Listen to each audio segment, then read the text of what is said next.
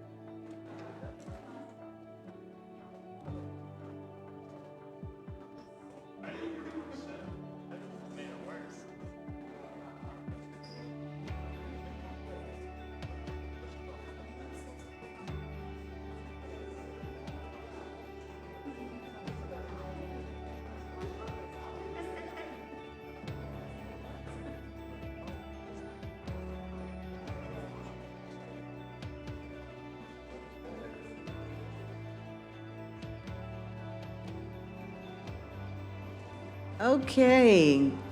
Good morning, everyone. Good morning. It's so great to see you here. We want to have everyone get into their places. And we will get started with the 2023 International Young Leaders Conference and Career Fair. I am Joyce Davis, and I'm President and CEO of the World Affairs Council of Harrisburg. And you should know that the World Affairs Council of Harrisburg is part of a national network of councils known as the World Affairs Councils of America. I have just rejoined the national board. Our offices are in Washington, D.C., and we have a simple mission of helping to enlighten our communities. Many of our councils focus only on bringing ambassadors and former State Department people to speak for nice dinners, but we have a mission to engage our community around local, national, and international affairs. And a huge part of our mission involves nurturing the next generation of world leaders. I have no doubt whatsoever that the young people you will hear from today, you will see, they are indeed the next generation of world leaders.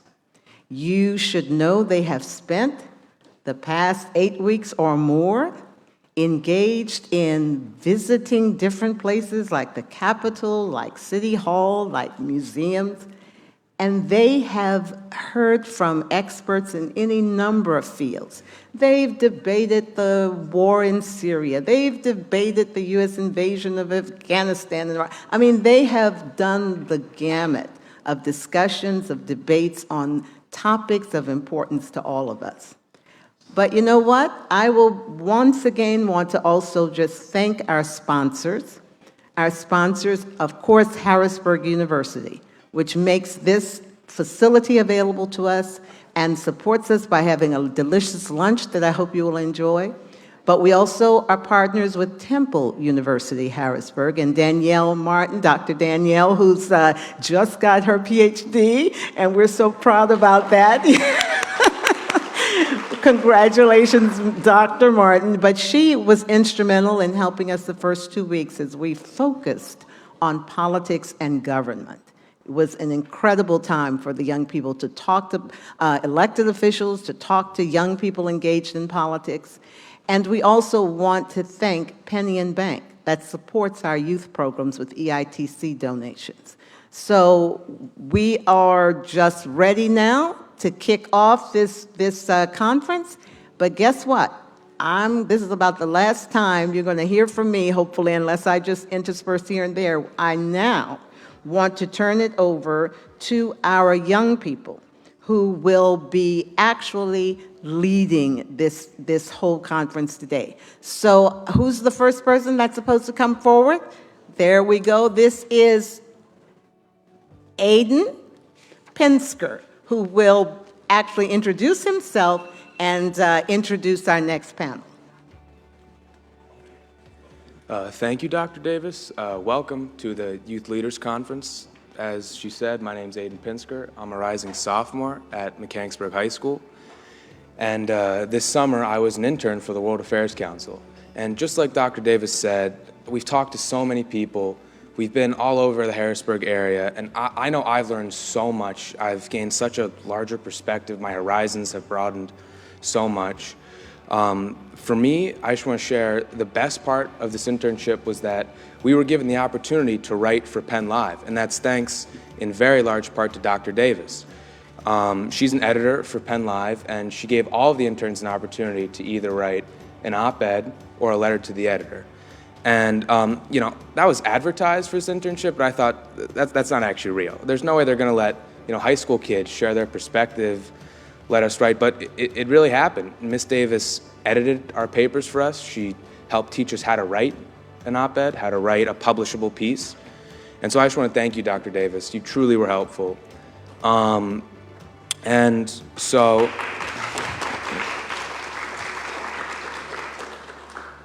today is the culmination of our internship. This conference, there will be 2 panels and a keynote speaker. The first panel in the morning will be about international affairs.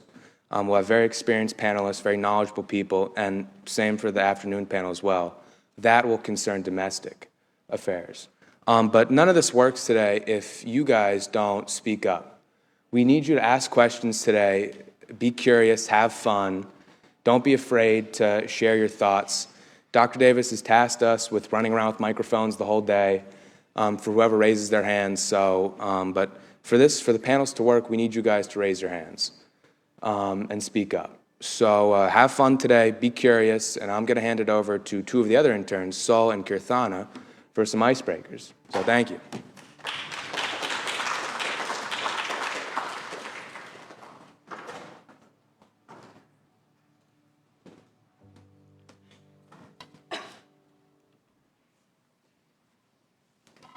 Good morning, everyone. My name is Sol Tamilarson. Hello, everybody. I'm Kirtana Santiana. Thank you, Aiden, for that amazing introduction. Okay, I'm a rising senior at Cumberland Valley High School, and I am a rising junior at Cumberland Valley High School.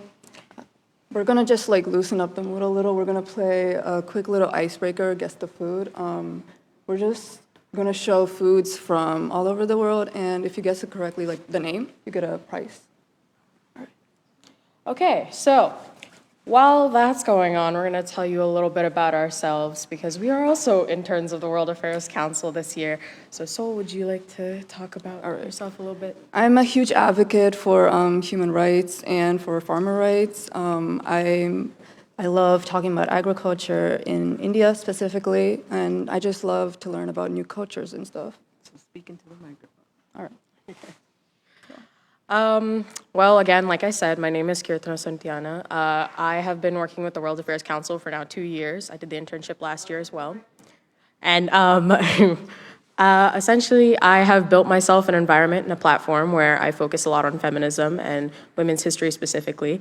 It's actually one of the reasons why I look up to Miss Davis a lot. She's inspired me a lot in my life. So I'd just like to, again, like Aiden said, thank Miss Davis because she's genuinely made a serious impact in my life, and she's obviously impacted many, many other students who have passed through her.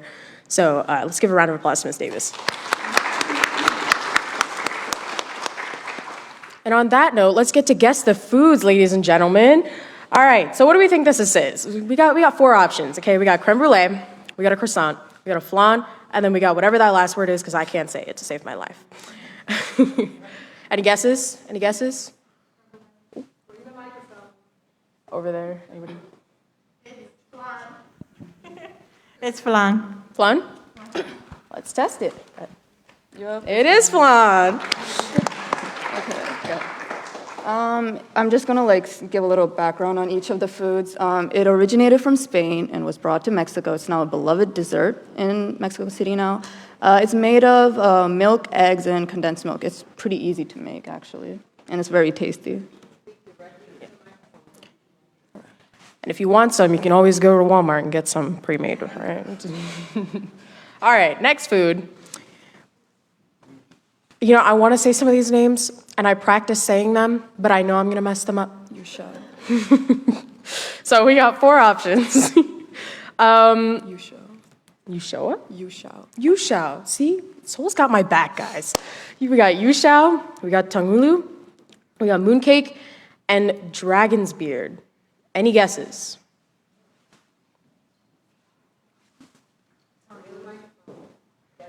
Don't worry, guys. We got little interns today. They're all going to come over to you with microphones. They're all going to talk to you. Tangulu. Let's test it. You got that right. You got it right.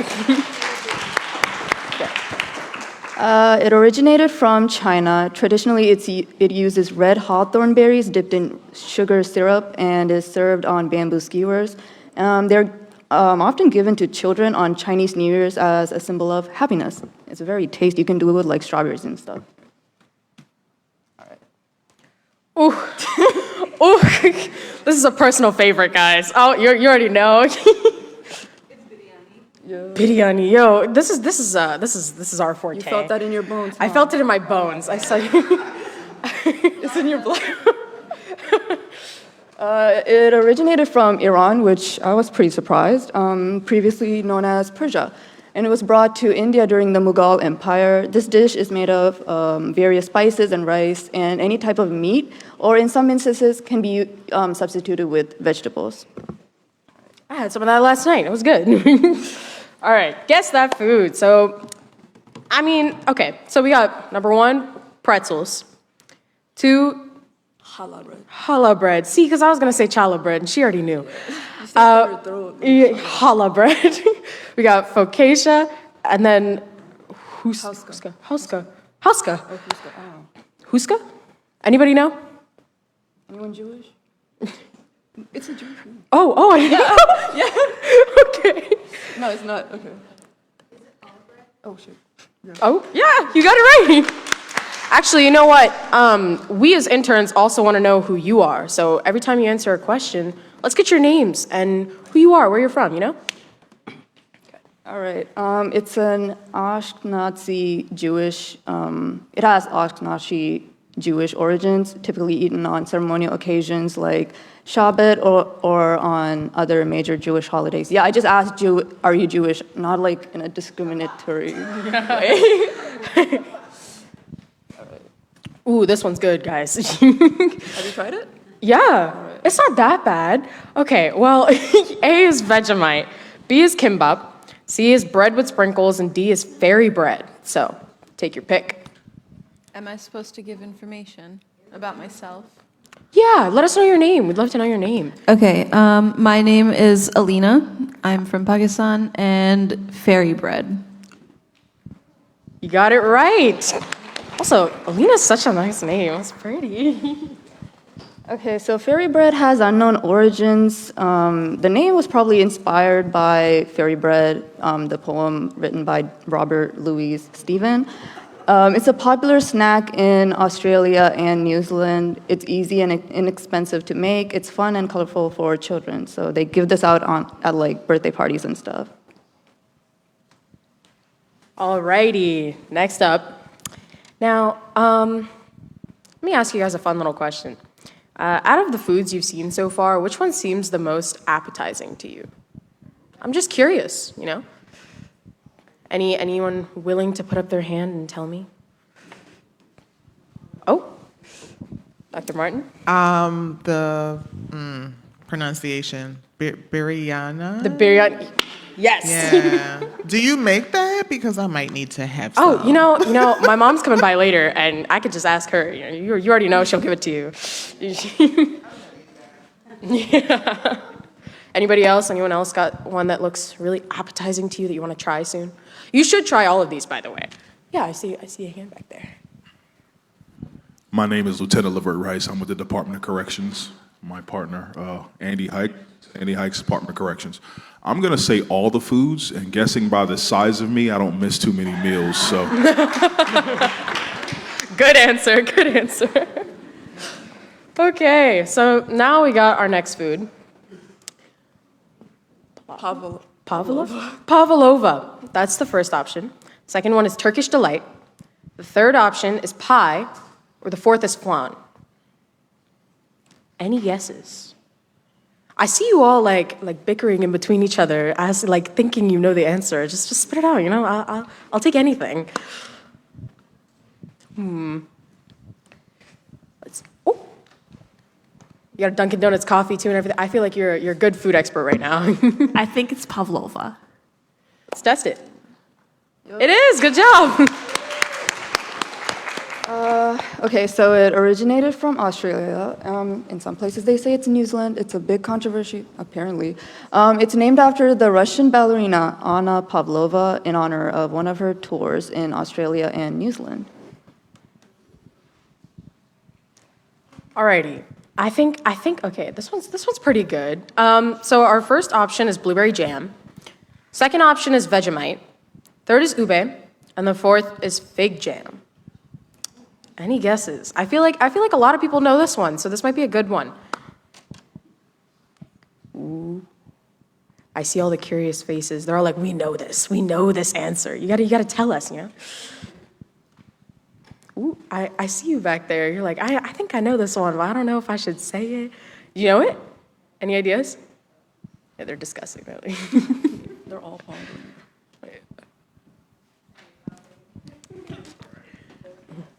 Ube?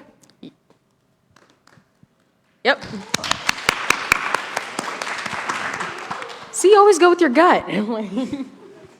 It's a purple yam native to Southeast Asia, predominantly used in Filipino cuisine.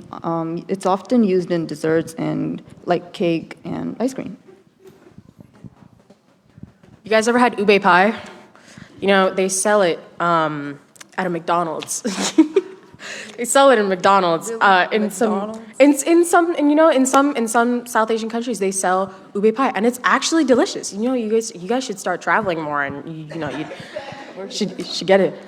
There's one in Hyderabad. You know, there's a. Hyderabad? Yeah, I know. They got ube in Hyderabad. Guys, they got it everywhere. Like, the next one. Okay. Jajangmyeon. Yeah, I knew that. Okay, see, I got that one. First one was jajangmyeon. The second one is kimbap. The third, okay, that's where that's. Samgyeopsal. I'm gonna let you say that.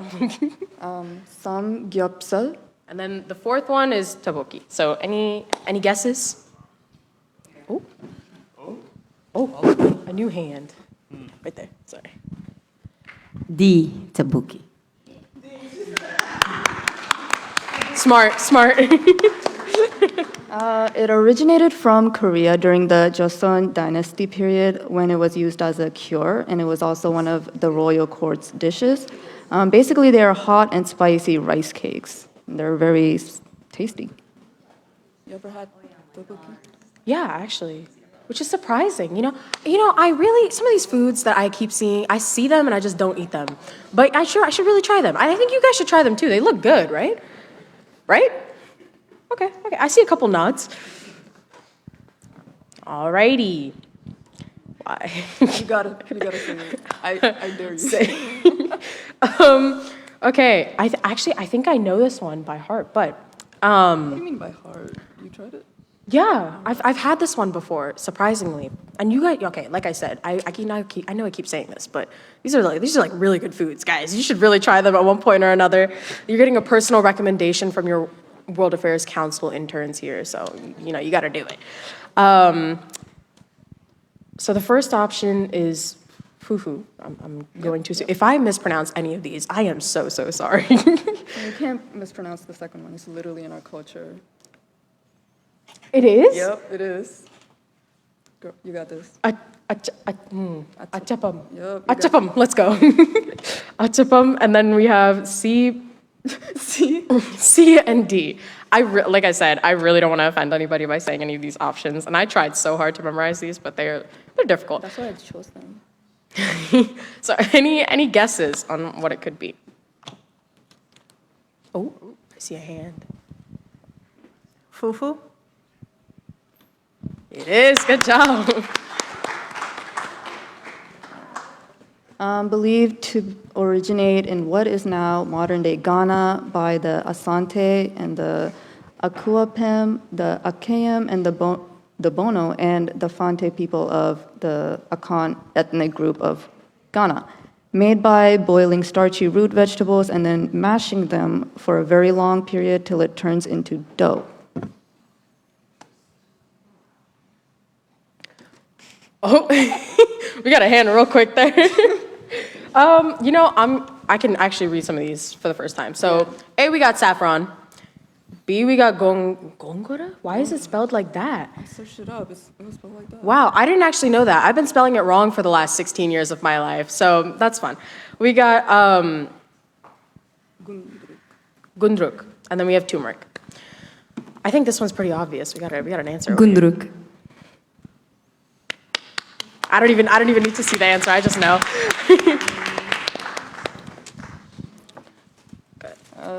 Originated from Nepal, it is a fermented leafy green vegetable that's like hung outside to dry. Oh wait, we forgot to get your name. Can we get the mic back to her real quick? Hi, my name is Arun, and I'm from Nepal. Let's go. Oh, so that's how you knew he was saying. Okay, so that concludes our little Guess the Food segment. I hope you guys all had fun with that. And again, please give a round of applause to my partner, Sol. I mean, she's the one pronouncing all the words, doing all the things here. And again, we'd both like to thank the World Affairs Council of Harrisburg, Temple University, Penn Live, all of these wonderful organizations for giving us the opportunity that, oh yes, and Ping Bank, because again, they have provided us with such a wonderful opportunity to be able to speak like this in front of all of you. And again, thank you to Harrisburg University for giving us such a beautiful place to host such an event.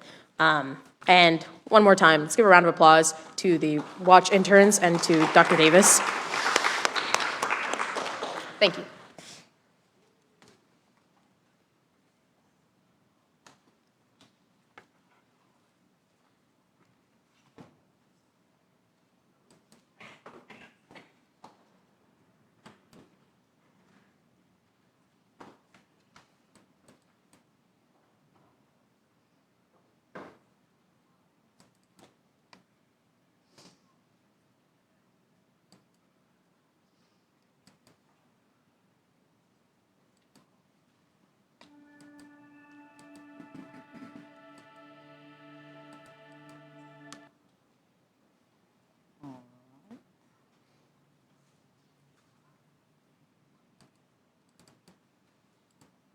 Guess we're going to use that one.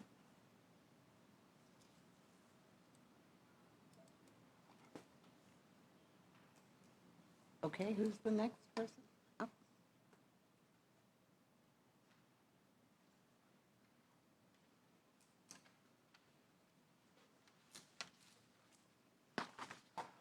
Hello, everyone.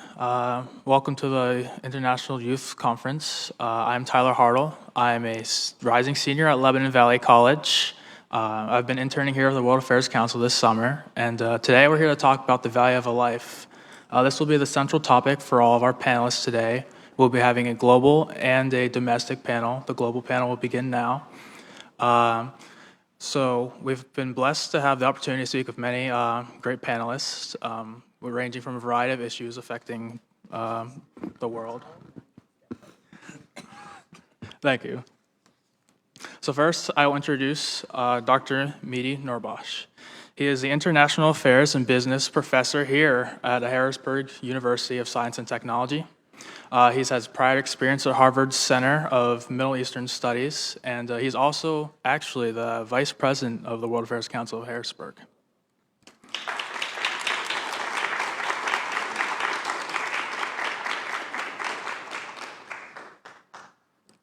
Next, I'll introduce Mr. Don Brown. Mr. Don Brown is the Scholar in Residence of Sustainability, Ethics, and Law through Widener's Law, Commonwealth, Environmental Law, and Sustainability Center. He's also had prior experience working for United Nations. Under the Environmental Protection Agency's office, he focused on issues such as climate change, biodiversity, and sustainability.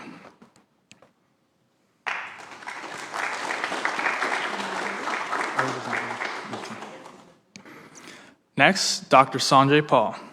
Dr. Sanjay Paul is an economics professor at Elizabethtown College. He's been there since 2002 and has taught a variety of courses ranging from topics such as macroeconomics, microeconomics, managerial economics, and international economics, so he knows what he's talking about. He's an avid coffee drinker and even writes a panel for an economics paper.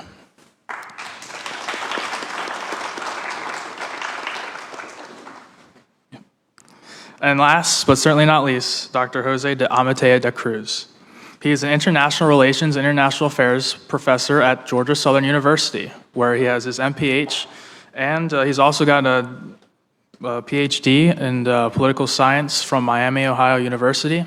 He's taught around universities across the globe, and he's currently an adjunct professor at the U.S. Army War College.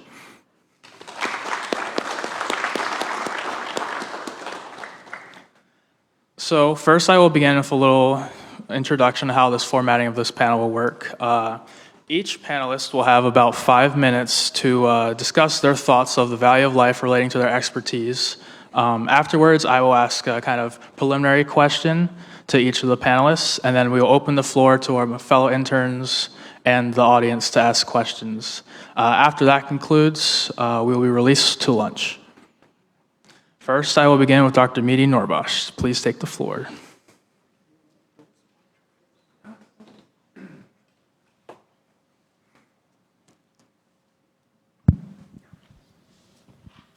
Okay. Good morning, everyone. Thank you for coming to the World Affairs Council conference. And Harrisburg University, my job, or the title that they gave me, is about international aggression. And I take you through a couple of concepts. I leave it over there, and then we come to the questions and answers. If you have any question, we can expand on the topic that I discussed over here. At the heart of the global aggression is violence. Violence is a concept that you see it at the center of global aggression in different ways and different shape. When we are talking about violence, we are talking about threat of force that leads to injury, harm, deprivation, and death. These are the four concepts that internationally is very much agreed upon. Violence can be physical, violence can be verbal, and violence can be psychological. In those three areas, United Nations very much concentrated on, and I give you some explanation. The physical type of violence, we are talking about war, very specifically. And when we are talking about war, we are talking about two concepts over here that are very important. One is the justice of war, how war is just. And internationally, when you protect, of course, your country, when you defend your country, that is very much the definition of the just war. But there is another concept that I want you to understand it, and that is a justice in war, how you conduct war. And if you go to the case of, for example, the Russia and Ukraine at the moment, neither of those, of course, exist over there. It is not a just war, and what Putin is conducting, of course, the war in Ukraine, it is not, a just war inside. There is no justice in war. As Putin and the Russian army, of course, is targeting population, all of those, and these are the two concepts that I want you to understand it when it comes, of course, to war. The second kind of violence is a structural violence. We are talking about authoritarian regimes taking away the right of the people, of course, the right to identity, the right to political participation. All of those are part of the structural violence. And that gives you a sense of powerlessness. And when it gives you a sense of powerlessness, then citizens, they cannot be loyal to the type of government, of course, that is in that country. Sometimes, of course, under the structural violence, you see marginalization. Part of the population, of course, is marginalized. In the regimes that very much, of course, is a racial regime, part of the population that, for a reason of the color of his skin and other, is not the same as others, it is marginalized. In some other countries, people are marginalized because of a type of religion that they have, the race. All of those, of course, are part of the structural violence. The last one, of course, is cultural violence, and that is devaluing human identities. That is, one more time, in the case of Ukraine at the moment. If you look at the speech of Mr. Putin does not believe that Ukrainians have their own identity. That is one of the problems that exists, of course, with many other problems over there. Sexism, ethnocentrism, racism, colonialism, domination, all of those, of course, are part of the cultural type of violence that we are talking about. Every single year in the world, 1.6 million people, they lose their lives to violence, and that is a huge number. And for everyone that is losing his or her life, a lot of people on the side are injured. Then if you look at the extent of that kind of violence, that is very much, of course, expensive. A structural and cultural form of violence lasts longer because it really impacts the psychology of people in the countries or under those dominations or those regimes. One of the things that authoritarian regimes, they do, and that is under the structural violence, they do not allow people to participate in civil society. They do not allow them to participate in political parties. And what it does, after a while, you have a population that is not very much ready to bring together collective action after, of course, authoritarianism in those countries, in that countries ended. And that is one of the impacts, negative impacts, of course, of authoritarianism in the world. Violence also takes away your access to the good of the national economy, to the healthcare, to the, of course, productivity, to the security, and all of those, of course, under that, the violence, they are very, very important. The United Nations, under the Sustainable Development Goals, SDGs, that was established in 2015, and it is called Peace for, of course, Justice. They targeted a couple of, points that are very, very important. Right to life and society, that is, of course, one of them. Right to access, of course, to justice. We are talking about, court system. Right to participate in public affairs. We are talking about politics and other things. And right to access to information. Information is absolutely important, especially these days in the world, because authoritarian regimes, under the structural violence, they try to brainwash their own people. If you look at, for example, read about Russia at the moment, misinformation in Russia is amazingly high. And that is why, one of the reasons Mr. Putin is still in that country, has the support of most of the population. We are talking about 65% to 70% of the population. I leave it over here. I wanted to go to Ukraine. I wanted to go to Syria. But I leave it over here since I have, I had 5 minutes of your time. And later on in questions and answers, of course, we can go to those questions. Thank you. Please give a round of applause for Dr. Noorbaksh. One question for you, Dr. Noorbaksh, would be when it comes to global aggression in Russia, as you touched upon the misinformation, and we see issues rising in now Africa as well, such as with the coup in Niger. My question for you would be, as the Western world, how do we kind of stand together for those people and bring them information in a way that doesn't create division within their societies, but empowers them to kind of know the truth or kind of make decisions for their own? We go back to those questions later on. Okay. Let the other speakers talk, and then we Okay. Next, we will be speaking with Mr. Don Brown on climate change and environmental issues.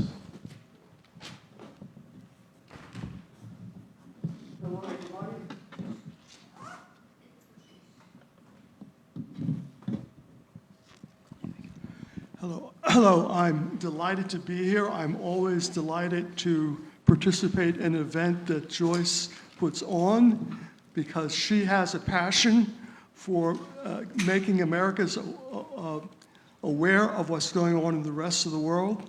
I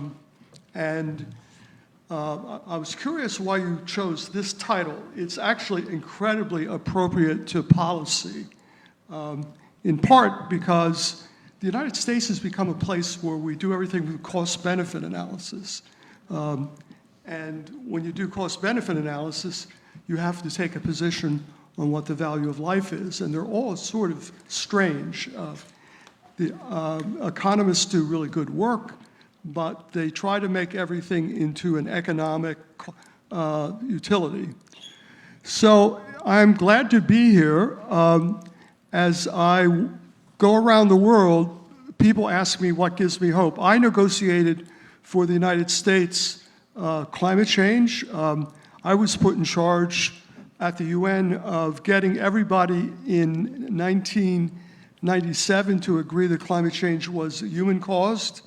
If you remember, Exxon and the fossil fuel companies were trying to get people to believe it was natural, it was not human-caused.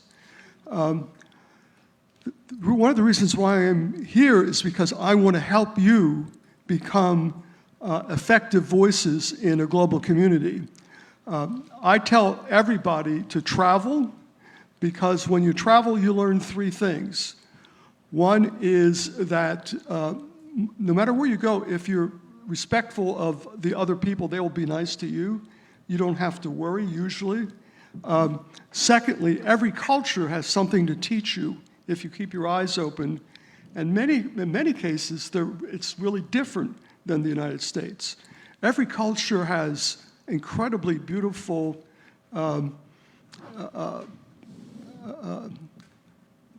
dancing or the things that you can learn from. But we need you. One of the reasons why I'm here is we need you to speak up. I am incredible positive about Greta Thunberg.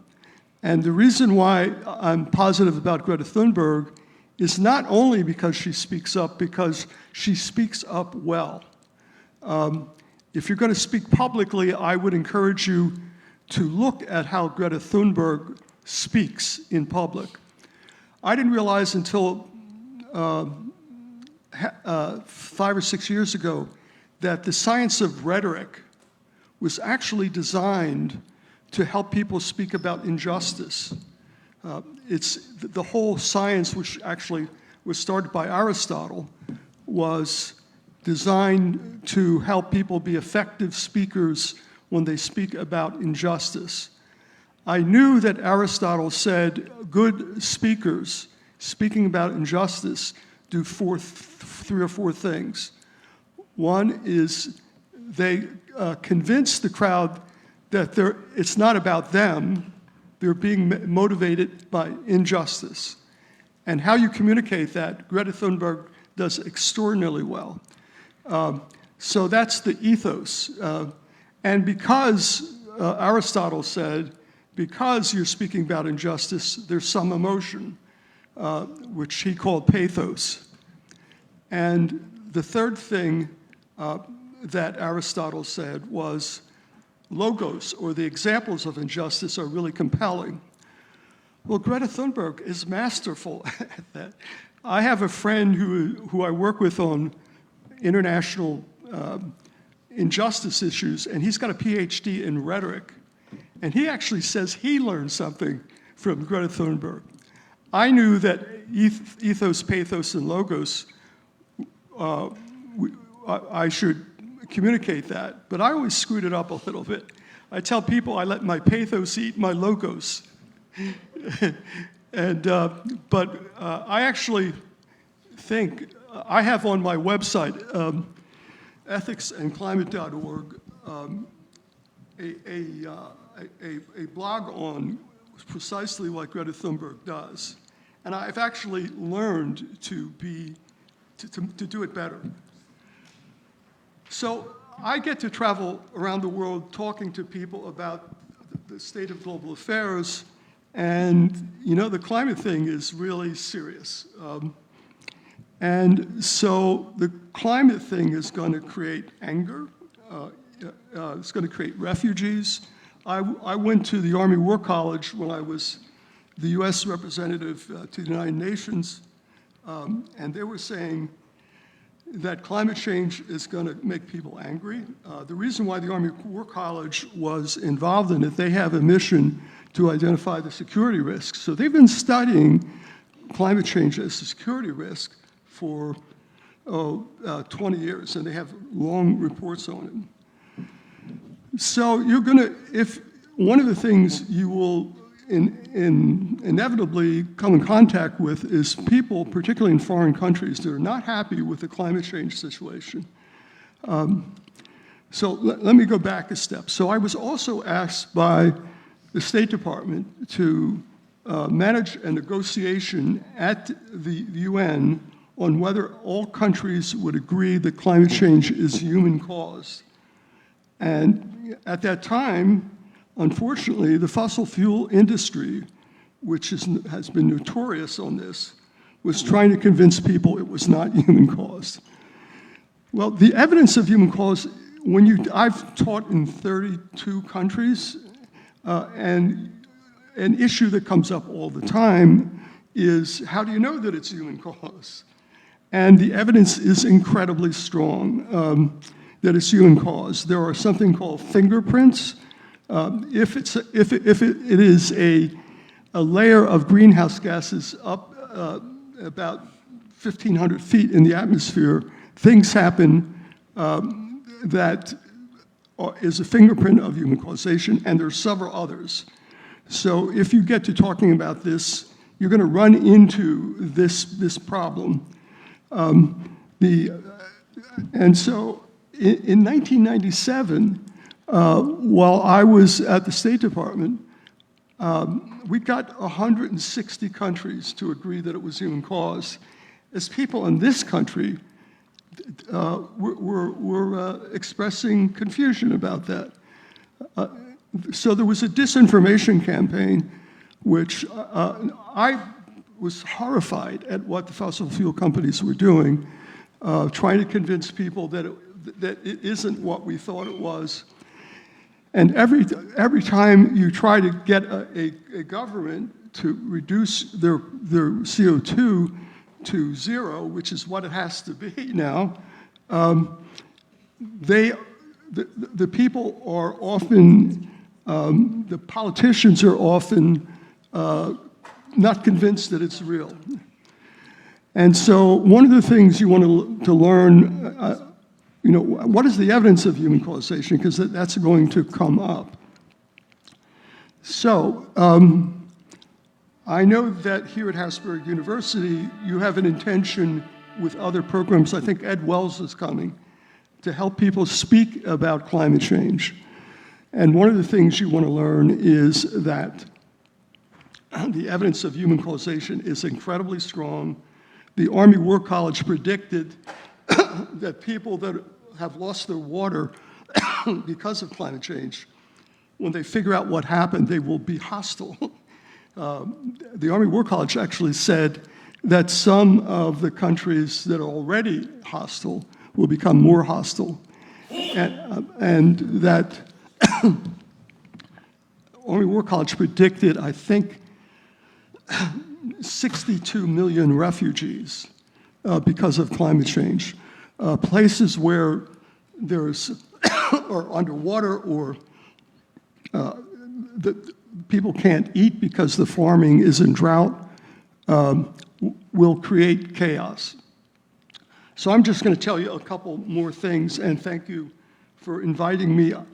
I think I share a passion with Joyce to get Americans to know global issues, which we don't very well, or we get them wrong.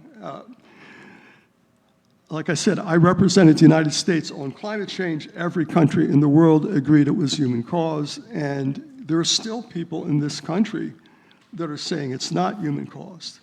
So that's one thing.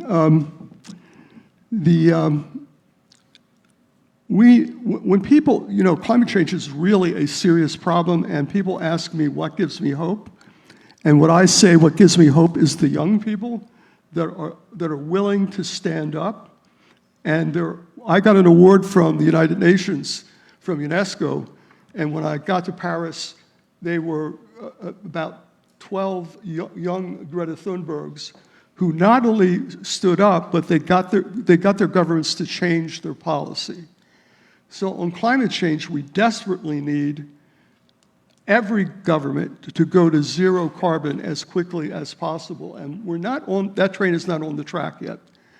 And so we need you. I'd be happy to work with you on this issue. I thank Joyce for her passion to get Americans to know more about the world.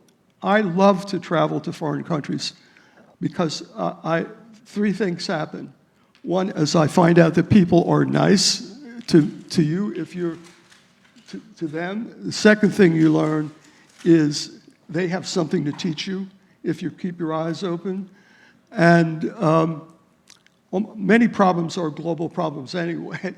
So you're going to be dealing internationally with a lot of problems. I have actually taught in 33 countries. And have been a visiting professor in China and Japan.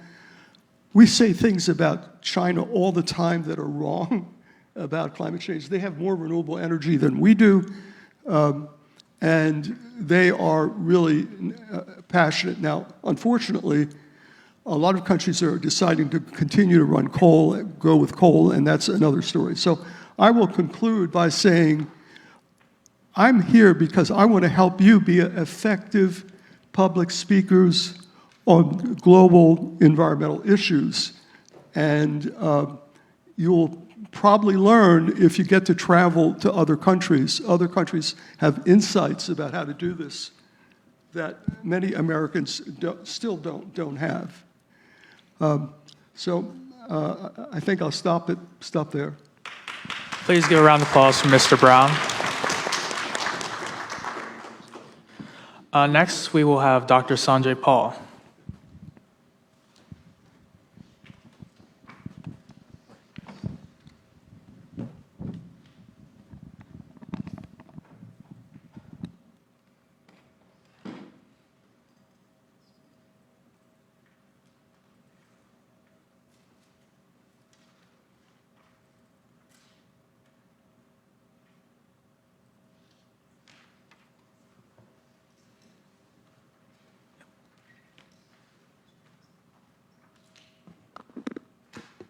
Okay, hello.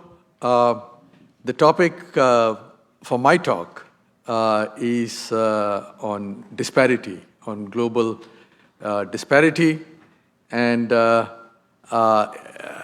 an economist, it's very convenient to start with income disparity. So when we think about inequality, we think of income inequality. So we could take a look at incomes around the world to get a sense of the disparity among countries and regions in the world. So, as you might expect, this may not come as a big surprise that North America and Europe are the richest regions in the world. And then you go down to the bottom and you see South Asia and Sub-Saharan Africa, two regions with very low income per capita. Right? So in Sub-Saharan Africa, it's $1,690 per year per person. In South Asia, which is dominated by India, but also includes some of the neighboring countries, the per capita income is around $2,200. So we could take a quick look at which are the the most equal countries in the world. The least degree of income inequality are actually, the Slovak Republic, Slovenia, Belarus, Ukraine, which are in the news for different reasons now, Moldova, UAE, and then you see some Western European countries, Netherlands, Belgium, Iceland. So these are the countries, and high up on the list are also the other Nordic countries like Sweden and Denmark and so on. And so they tend to have a low degree of income inequality in society. All right, so that brings us to which countries are the most unequal? Well, the most unequal countries are, many of them are in Africa, right? Starting with South Africa, Namibia, Suriname, and so on. And then down at the bottom of this sort of top 10 is Brazil. So it turns out South America is also fairly unequal. Right? So this gives you an idea of the inequality within countries around the world. Inequality is not constant. It does change over time. So if you look at three sort of significant countries in the world, if you look at the United States, the bottommost line, the green one, inequality has fallen a little bit. I'm sorry, the bottommost one is India. It had decreased a little bit, and then it went up during the 1990s. There was a period of liberalization and so on. And if you look at the United States, that's the blue line. Again, you see a sort of upward trend. By the way, going up is more inequality. So in the US, inequality rose for a fairly long time and then started to decline towards the very end. In China, you see a rapid increase in inequality. When they were growing very rapidly, the gap between the rich and the poor was getting larger, although that has also come down fairly sharply over the last few years. Okay, so that's about income. Well, we can take a look at other indicators that are important to life, right? This conference is about the value of life, and so what other things do we consider important? Well, health is a very important indicator. And so you can take a look at life expectancy, which is often used as a measure of the health of the population of a country. And I'm focusing here on South Asia and Sub-Saharan Africa. Why? Because they are the two poorest regions in the world. So we are looking at the least well-off regions in the world and asking, how have things changed over time in those regions? If you look at this graph, it's grounds for great optimism. What you're seeing is a significant improvement in life expectancy in the poorest regions in the world. The red line, South Asia, the blue line, Sub-Saharan Africa. All right. But you might say, all right, well, that's life expectancy. But health could also be measured by infant mortality, number of deaths per 1,000 children, births. So here again, you notice infant mortality has fallen very sharply in the two poorest regions in the world. Again, the red line, Sub-Saharan Africa, you see a big decrease in infant mortality. That means babies are not dying as much as they used to. And the same story in South Asia. Again, significant grounds for optimism. Education. So if you think of the quality of life, we think of health and education as two very important attributes of the quality of life. And we can take a look at the literacy rates. If you look at the literacy rates, again you see for Sub-Saharan Africa and for South Asia, significant improvement over the last few decades. So in terms of health, in terms of education, in the poorest countries in the world, what we are seeing is significant improvement. Poverty. Well, I think you might be getting the story by now.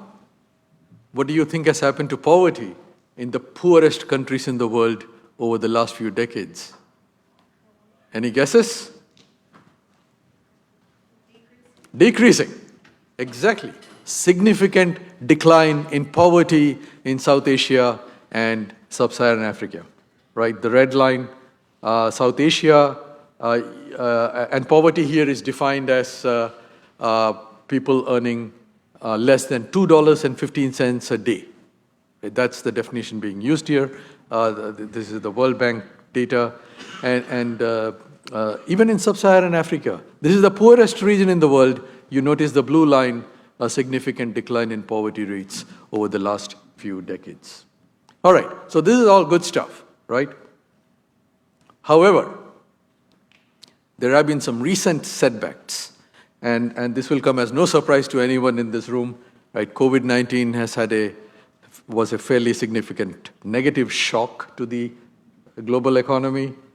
The war in Ukraine, climate change, which has already been discussed by Don Brown, and rising food and energy prices. So these are all things that have been setbacks to countries around the world, and especially the least well-off.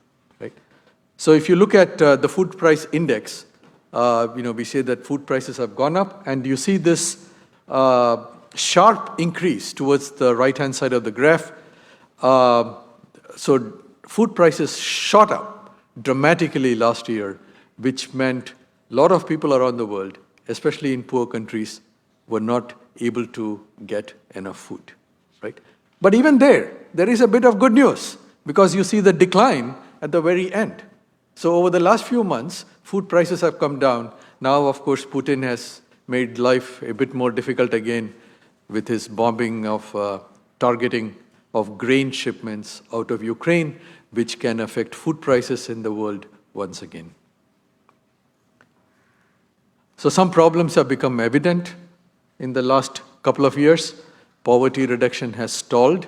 You remember the graphs where poverty had gone down sharply. Those advances have now become slower and in fact may have stalled altogether. Children's schooling has suffered. Again, this is the pandemic effect, and this could have some lasting impact at least for a few years. Health outcomes have also worsened in the last couple of years. So if you take a look at this diagram that we saw earlier, which was a hopeful sign of life expectancy going up in the poorest regions in the world, but you see at the very end, the dip, which means people are expected to live fewer years in the last, in the last couple of years. And this is true not only of Sub-Saharan Africa and South Asia, the poorest regions in the world, but also in the United States. If you look at the life expectancy in America, that has actually gone down, which normally does not happen. It's very, very unusual for life expectancy to decrease, but we have actually seen this in the last 2 years. So what needs to be done? So very quickly, and maybe if there is time, we can get to it in the Q&A session. Governments need to invest more in health and education, especially because of the declines we have seen in the last couple of years. Tax reforms to prop up government finances, to do the investment necessary in health and education. And also international organizations like the World Bank would have to sort of reorient themselves and perhaps think of providing additional assistance to the lowest income countries in the world. So let me stop here at this point and turn it over to the next speaker. Thank you.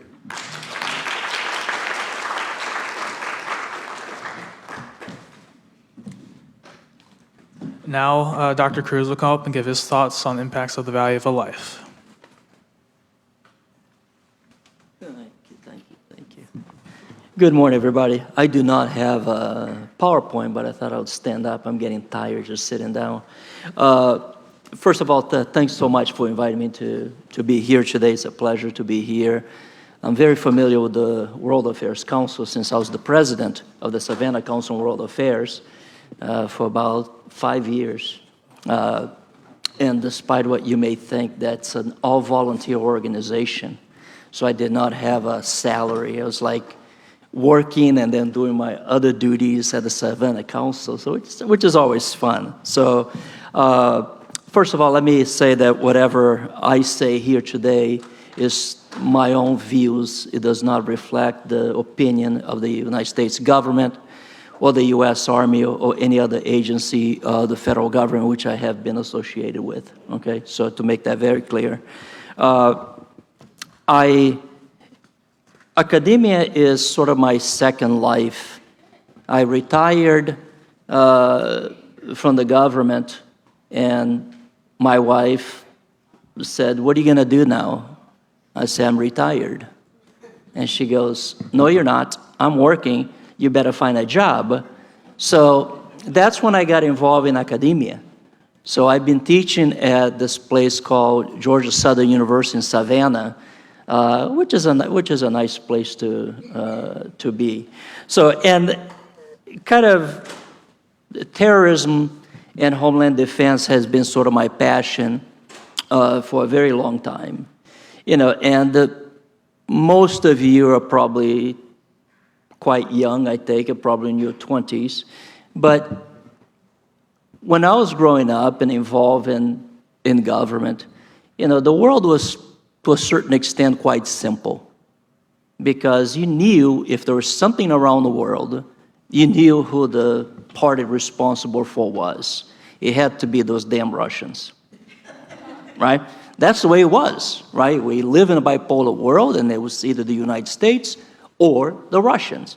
If the two of them were not involved, you start looking for proxies. Okay, who are they helping, right? So, and that was the way it was. So I spent a lot of my former career in Africa, you know, in Mozambique and Angola, in other countries as well. So it was always interesting to see that kind of stuff. And then 1989 comes along. You see, you know, sort of the countries around the world saying that enough is enough. We want to be independent, free nations.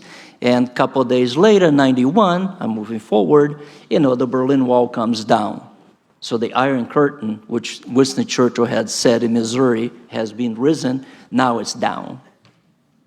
So there's a guy by the name of Francis Fukuyama. I don't know if you have read him, but he wrote an interesting article called The End of History, in which he argues that of all the isms of the world, communism, socialism, authoritarianism, and all the other, you know, it's over.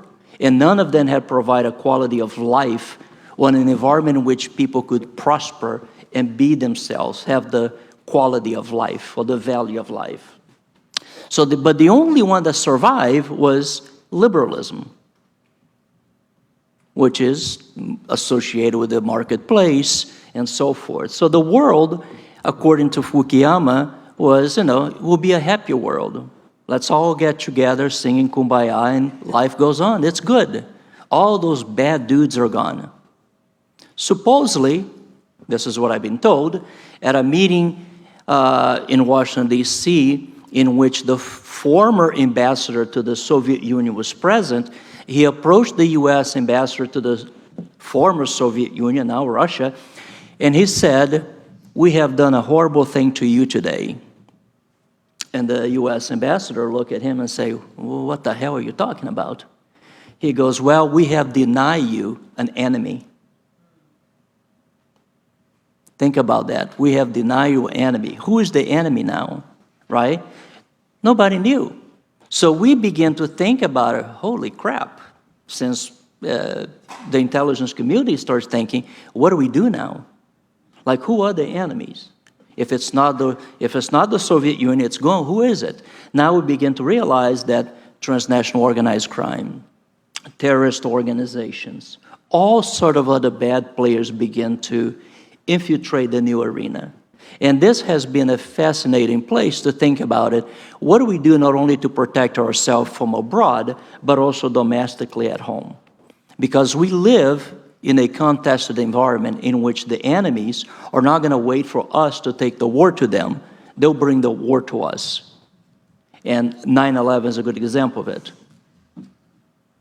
So that's the kind of environment that we're living in. And then it's get even more complicated if you think about with the advancement of technology, especially the internet. For those of you that remember when the internet was born, it was supposed to be a forum for exchange between geeks in the East and the West, researchers. Nobody thought about the implications of this new technology for the world.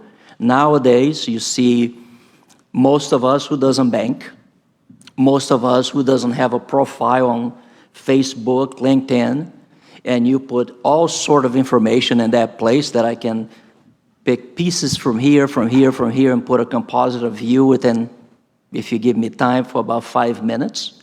I can use that to do certain things that could destroy your life and reputation.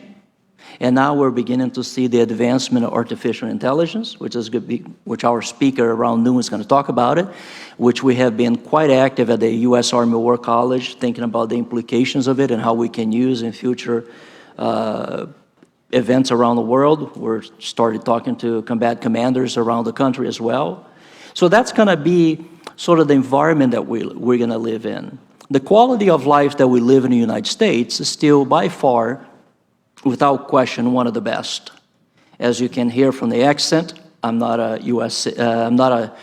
born. I'm a U.S. citizen by naturalization. I grew up in Brazil. I moved to the United States when I was about 11 years old. And I still believe that this is by far, of all the places that I've been, it's one of the best countries in the world. The values of freedom, liberty, equality, despite of the fact that it's not always the ideal equality, is still one of the best of the world. And we have to do everything we can, to defend and protect that. Because those are the values that most of us takes for granted until we see what could happen. And I just had this conversation with my father-in-law about 2 weeks ago, 3 weeks ago. And he said, well, what we need in this country is a dictatorship for about 2 years to clean things up. So I'm sitting over there, and my wife just looking at me, and she goes, and I say, no, he is in my house. I say whatever the heck I want. So I told him, I say, no, you say this because you have never lived under a dictatorship.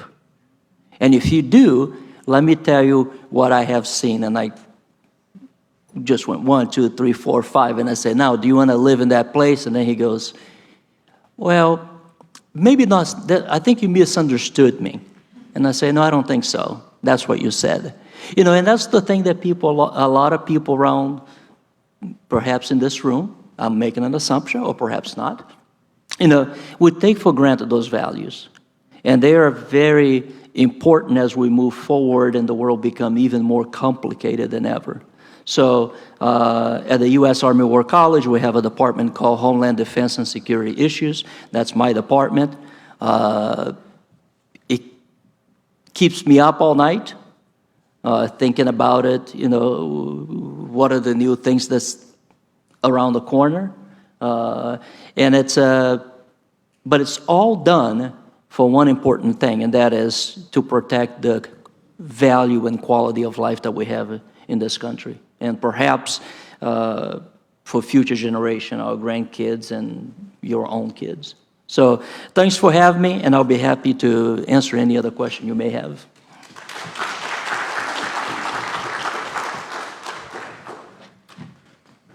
Okay, so rather than me ask my plethora of questions that have been stewing around my brain, I believe it's best to use this next 10 minutes to open the floor to the audience and my fellow interns.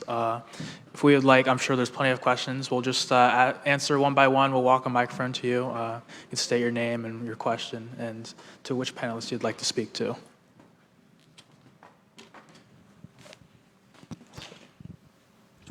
Good morning, everyone. And thank you guys for this amazing panel and the information you provided. As we all know, every action has a reaction. And sitting here listening to all of you with different opinion with the situation, the global situation. You mentioned war in Ukraine, and you missed to mention that there is other wars that going on that affecting. I know you can't mention everything, but there are other wars that truly affect not just the economic, but the quality of life in those regions. And we can't truly look and say the poverty and the health and the infant mortality, all of these issues are not aligned with our action. If either it's here in the US, in Europe, most of the wars that are happening around the world is a result, like I said, an action and a reaction of us being there and trying to influence or affect directly by us. I don't just mean us here in the United States, but Russia plays a role in almost all of the wars. China played an important role, and we ignore.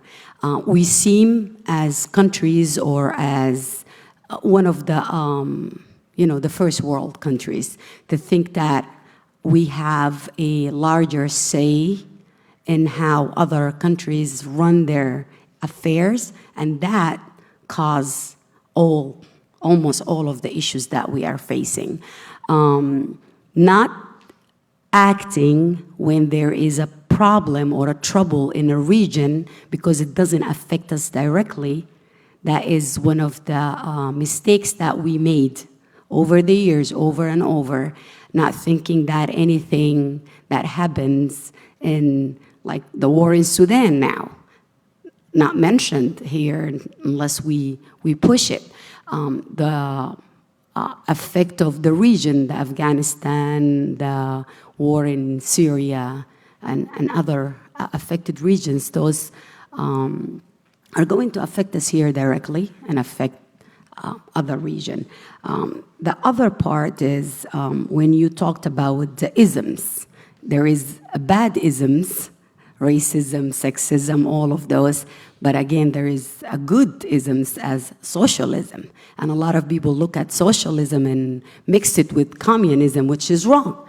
Social security is a socialism. Having a park, having library, free library is socialism. That's not a bad ism per se. I think I agree with the gentleman in the first of the panel here. When we talk about we're not doing enough, and we're not doing enough as someone who has leverage and privilege. And when I say privilege, I don't just mean white privilege. We all have some form of privileges. It might not be as the same as you, but we do have some.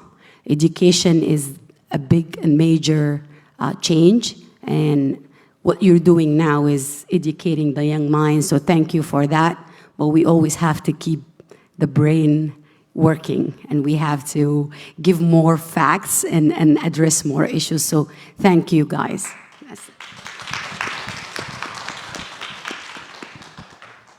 Thank you. Yes, would you like to give any thoughts on specifically? That's open to any of the panelists. That was a comment, no? That was Yeah. That was a good comment. That was a good comment. My impression is... sorry. Yeah, my impression is very much coming from a country that is under authoritarian rule at the moment. I'm talking about Iran. I have been very active outside my country. I cannot go back because of my political activities. What I can see globally, when citizens and people, of course, around the world, they do not participate very actively in politics in different ways and different shapes. I'm talking about participation in civil society, participation in civic engagement type of activities. Even in the United States, look at this country at the moment, and look at the past president. Look at the level of problem that we have at the moment in this country. All of those needs activism. Democracies can be maintained only when you participate in democracy.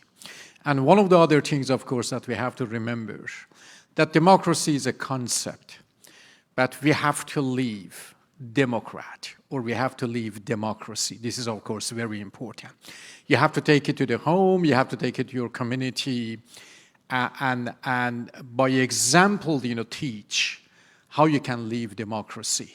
And this is, of course, very important. Overall, my point is this, that we have to maintain democracy, we have to be very actively involved. And if we don't get involved, then we have demagogues, we have, the United States have seen it in the 1950s, we have seen it, of course, in 2020, and we see it more. But we have to participate in politics in order to prevent democracy gets, of course, derailed. This is overall, what it is.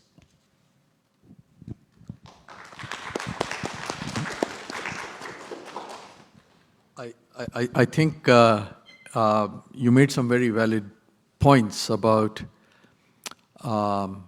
mistakes that have been made in foreign policy that have led to conflicts, to wars, and we should try not to repeat those mistakes. Yet, there is no denying the improvement in people's lives, excuse me, in the worst affected countries, despite all this. This is not to minimize the suffering of folks, or indeed, any thought of resting on one's laurels. There is a lot of unfinished business still. And your point about coverage of foreign wars not being sufficient, not being adequate, this is, I think, very true. If you look at the unfolding problems in the Sahel today and the coup in Niger, I think these are very significant events, and who knows how they will turn out in the end. China and Russia are playing increasingly dominant roles in that region, which complicates matters enormously. And I would urge the students here in the audience to look beyond, local American media, to look at foreign newspapers, if possible. There are legitimate, credible sources of information from Europe and Asia and so on. And I think those perspectives will be very valuable as you try to figure out the implications of what is going on in other parts of the world, including Ukraine, but also Africa. Thank you, Dr. Paul.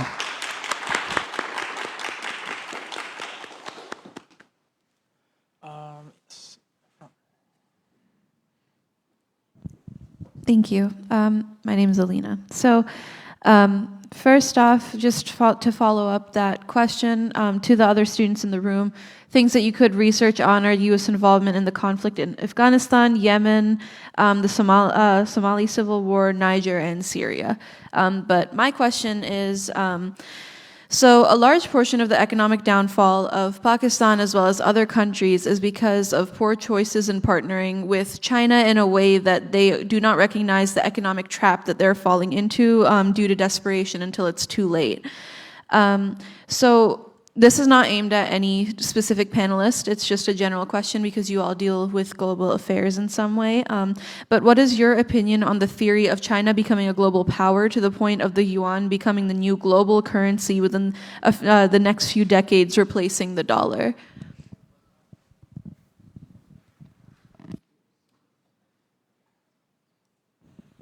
So I'll be very brief about this. So let me start with the dollar and attempts to replace the dollar as the sort of international currency, international reserve currency in the world. At the moment, the dollar continues to be the dominant currency. There are efforts by China, by Russia, by some other countries, including Brazil and so on, to reduce the importance of the dollar in international transactions, and that may happen. But at the moment, the dollar is still king, in a way. And it's not very clear that even if the dollar were replaced, this would have a significantly negative consequence for the US economy. So that part is not very obvious. So I think I'll stop there because I think you had some points about Pakistan relating to other countries and especially China, and perhaps others on this panel might have something to add to that. Usually when we are talking about United States dollar or the countries who are aligned with the United States and the Western countries, we have to take into consideration the totality of these countries. I was looking at the GDP of the Western countries, these first tiers. I'm talking about the United States, European countries.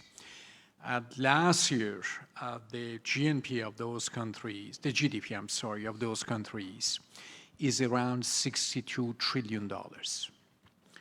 Russia, can you guess how much was Russia? I want to go little by little. Can you guess how much was Russia? Less than 2. China, around 18. United States, around 24. But the mistake that people make, they compare the United States with China, and they have to compare the China with the West, because the technology, the wealth, the market, and everything, of course, is coming, from those countries together. And after, of course, the war and this administration and the more unity in European, countries, you look at, for example, if you look at, the development model of the Western countries and the way, they help some of those countries, like, for example, South Korea. South Korea, without any oil, any energy sources, the GDP is more than Russia today. And you have to consider all of those. I totally agree that the United States dollar is dominant now, and it stays dominant in the future because the Western countries are the base for technology and innovations, the way that China and Russia is not. And that is, of course, a little bit exaggeration in the case of China. Yes, of course, is of course a huge economy, but that the GDP is declining at the moment in China. And China has another problem that the Western countries, most of them, and the United States do not have, and that is a population problem. Chinese, in the next, for example, decade or so, this is a prediction that I have seen, the population from 1.2 can decline under 1 billion. And that is a huge blow to the economy of the country, the workforce. But the United States, because of the immigration, most of the European countries, they do not have this problem because these countries, they absorb very well immigrants into, of course, the system of education, the workforce. And this is another problem, of course, that you see. Now they compare very much in that part of the world, India with China. And that is a prediction that this is the prediction that I have seen, that in 2 decades from now, you talk about India and not China. That is overall in a prediction. How it falls, of course, it continues. I do not know. But these are, of course, the speculations at the moment.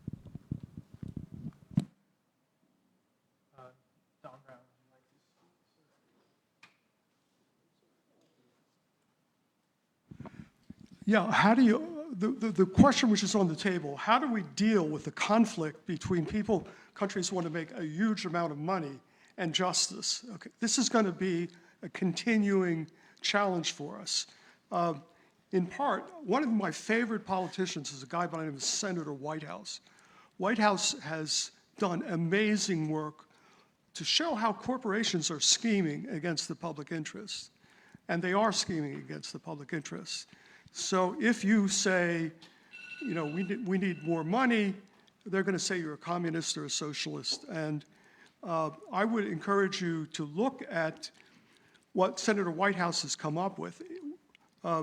Corporations have created front groups and think tanks to respond to every threat to economic prosperity. So the first thing I would tell you is be critical of claims that we have to do this because it's in our economic interest. And we need thoughtful people that can critically evaluate claims. Let me say this. The public good has always been a claim, given certain facts, we should do X. So I think that American universities are really bad at, I think, and they do good things, is to help people spot the ethical claim that is present in every claim about what the common good should be. We need universities to do a better job of that. But if you say we should spend more money on X, you're going to get resistance from sophisticated, often corporate funded scheming. And I don't expect you to accept that because I said it, but there's now an enormous amount of work that started with Senator Whitehouse's work. There are, corporations have created think tanks and front groups and anticipating that their interests are going to be harmed. So I'll stop by saying what Americans don't do well is to spot the ethical claim in a claim about the common good. We debate the facts, but we ignore the ethical claim that is already there. Every claim about the common good has facts as premises and a normative claim, because of these facts, we should do X. And so I want to make you aware of that because you're going to come into conflict between economic prosperity and the common good. That's going to happen. But we need better critical thinkers. Americans, we've already agreed on, let me say this, we have ignored part of international environmental law called the no harm principle. We agreed when we signed the treaty, we have a duty not to harm other people. But there's never been a financial mechanism to operationalize that. That's now happening. So what you're going to hear on this is this no harm principle, which is about to be finalized. Countries will have a duty to pay for things that they hurt. And we already see when we talk about this, corporations are saying this is retribution. We shouldn't do that. But we're going to do it. It's the right thing to do. And so my point is there's going to be a conflict between economic prosperity, which isn't bad, and what you do about it. So we need to make you better critical thinkers on the normative claim. By the way, when I got my award, I got an award from the United Nations on my ethics work. And when I got to Paris, the Iranians were saying, oh my God, I'm so happy that the United States is doing ethics. The United States has a really bad reputation at the international level on some of this stuff. We like to say we're the shining city on the hill. That's not always true. Sometimes what we do is we push our economic interest over the rest of the world And so what I'm doing, what I'm suggesting is we need people to help people evaluate it, the critical conclusion of every claim for the common good. And technical people are actually awful at it in many cases. They're really good at other things. And they make contributions, but they don't know that we agreed on ethical principles for public policy. I'll stop there. Thank you, panelists. Any more questions? I'd like to get an idea how many questions would remain so we could try to fit them all in from the next 15-minute window. Okay, 1, 2. Last question? Okay. Great. Hello. Thank you, panelists. So my question, I know, Dr. Cruz, you touched on this a little bit, but AI, and it's a really hot topic right now. But I wanted to know how any of you think that that could play a role in world affairs. Just as an example, like would it hurt or help education? And would we see an increase or decrease in certain things like poverty and economic development, et cetera? Just wanted to get your thoughts there.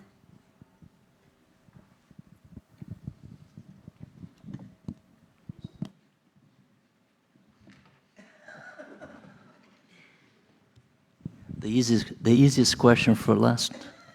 Yeah. Well, you know, I always take the position that technology is neither good or bad. It's how you use it, right? If you think about it, some of the advances in medicine that's taking place with the use of artificial intelligence is fantastic. If you haven't read, I highly recommend. As a matter of fact, this week's The Economist magazine has an excellent article about the making of new babies. So if you get a chance to read it this week, you know, and then of course there's the other things that you can do with that, right? If you take a look, the new sort of scam going around town is that somebody, you know, if they see you've given an interview, they'll capture your voice and then call your grandmother, your mother, and say that you're being kidnapped and stuff like that. You know, that's sort of an new wine in an old bottle, right? Because you used to call people and pranks like that. You know, when I was in high school, I used to call my dad and hang up, and he knew that was time to pick me up because I didn't want to pay for the phone call. Some of you may have done that, so you know, I hope, or otherwise I'm a horrible person. But you know, so that's what we have to keep in mind. It's neither good nor bad. It's how you use the technology. We have to be aware that there's certain elements out there that's going to use that to do everything they can to advance their own cause and perhaps to invade your privacy. You know, this is something that I have a daughter, and I have a son and a daughter, and they're probably your guys' age. My daughter's 21 and my son is 26. You know, and I'm always fascinated how this thing is almost like a part of their body. You know, I hate this, to be honest with you. I walk with this because my boss is like, well, have your government phone on. I say, okay. So I walk around this. When I get home, I threw it away. I don't care to watch it. I don't, because you see people sort of like this become their life and become sort of an obsession. And there's so many better things to do. And the more you spend time on this stuff, it's more opportunity you give to certain elements to access your information, everything else. So that's how I take, the advancement of new technology. It's neither good nor bad, it's how you use it. And you have to be aware that there's bad elements out there that will try to do everything they can to make sure that they access your personal data and everything else. How many of you have updated your phone lately with the new iOS 16.6? One person, right? That's the kind of stuff that's happening more and more often. Rather than update your system, with all the new gadget and protection, people don't do it, and that's just a window of opportunity. And I'm looking forward to the talk around noon because I spent a lot of my career, hacking into systems, That's what I did. You know, it of course was all legal, so don't, you know, I think we have a couple offices in the back, you know, it was all legal. But that's the kind of stuff that you do, and that the possibilities are there. So I'm always worried about this, about the new technology. So for that reason.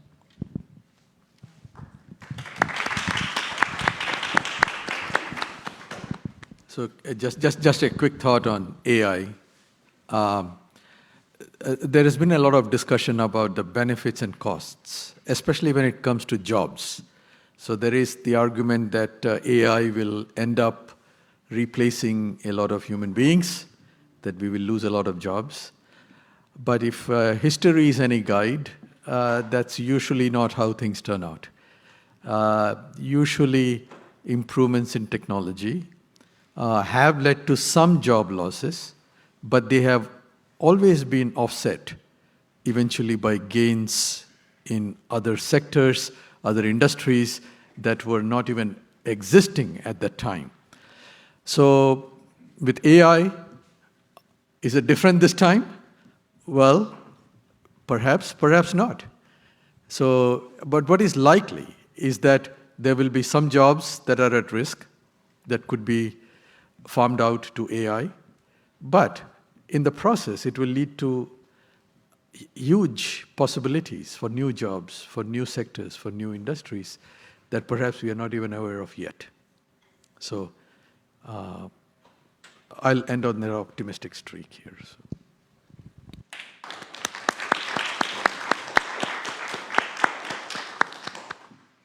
Well, this will conclude our global panel today at the Youth International Conference. I want to thank all of our panelists for giving their thoughts and kind of contributing to our proactive ways of kind of bringing the conversation of the value of life to the public. We will next begin a lunch break. Please take the opportunity to get something to eat or check out the job and careers fairs. There's plenty of opportunities for students to check out. And this afternoon, we will return at 1 o'clock with Dr. Tran and his thoughts regarding the value of life and AI and its future impacts. Thank you, everyone.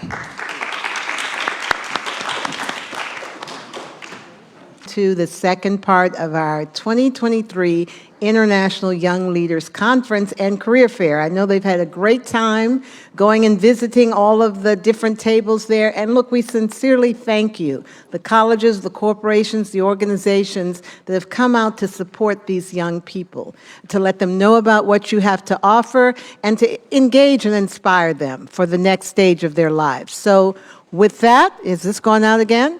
I am going to ask that Mohammed Abdu, who is a student here, actually from a country in the news now, Niger. And he has been working with us so diligently and faithfully for about 8 weeks now, and he is going to have the honor of introducing our luncheon keynote. Mohammed.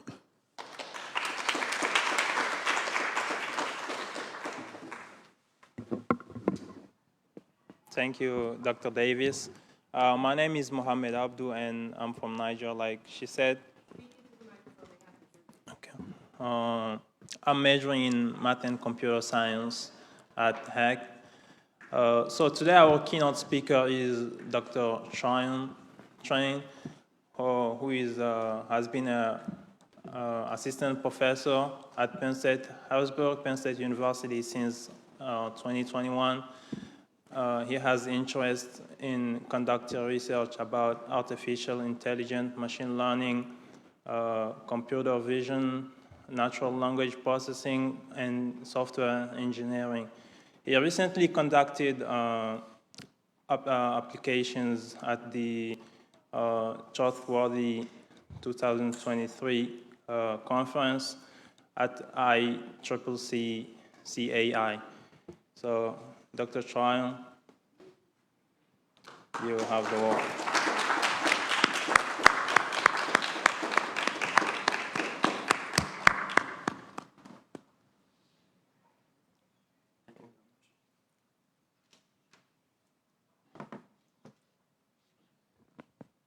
Thank you very much for the great introduction.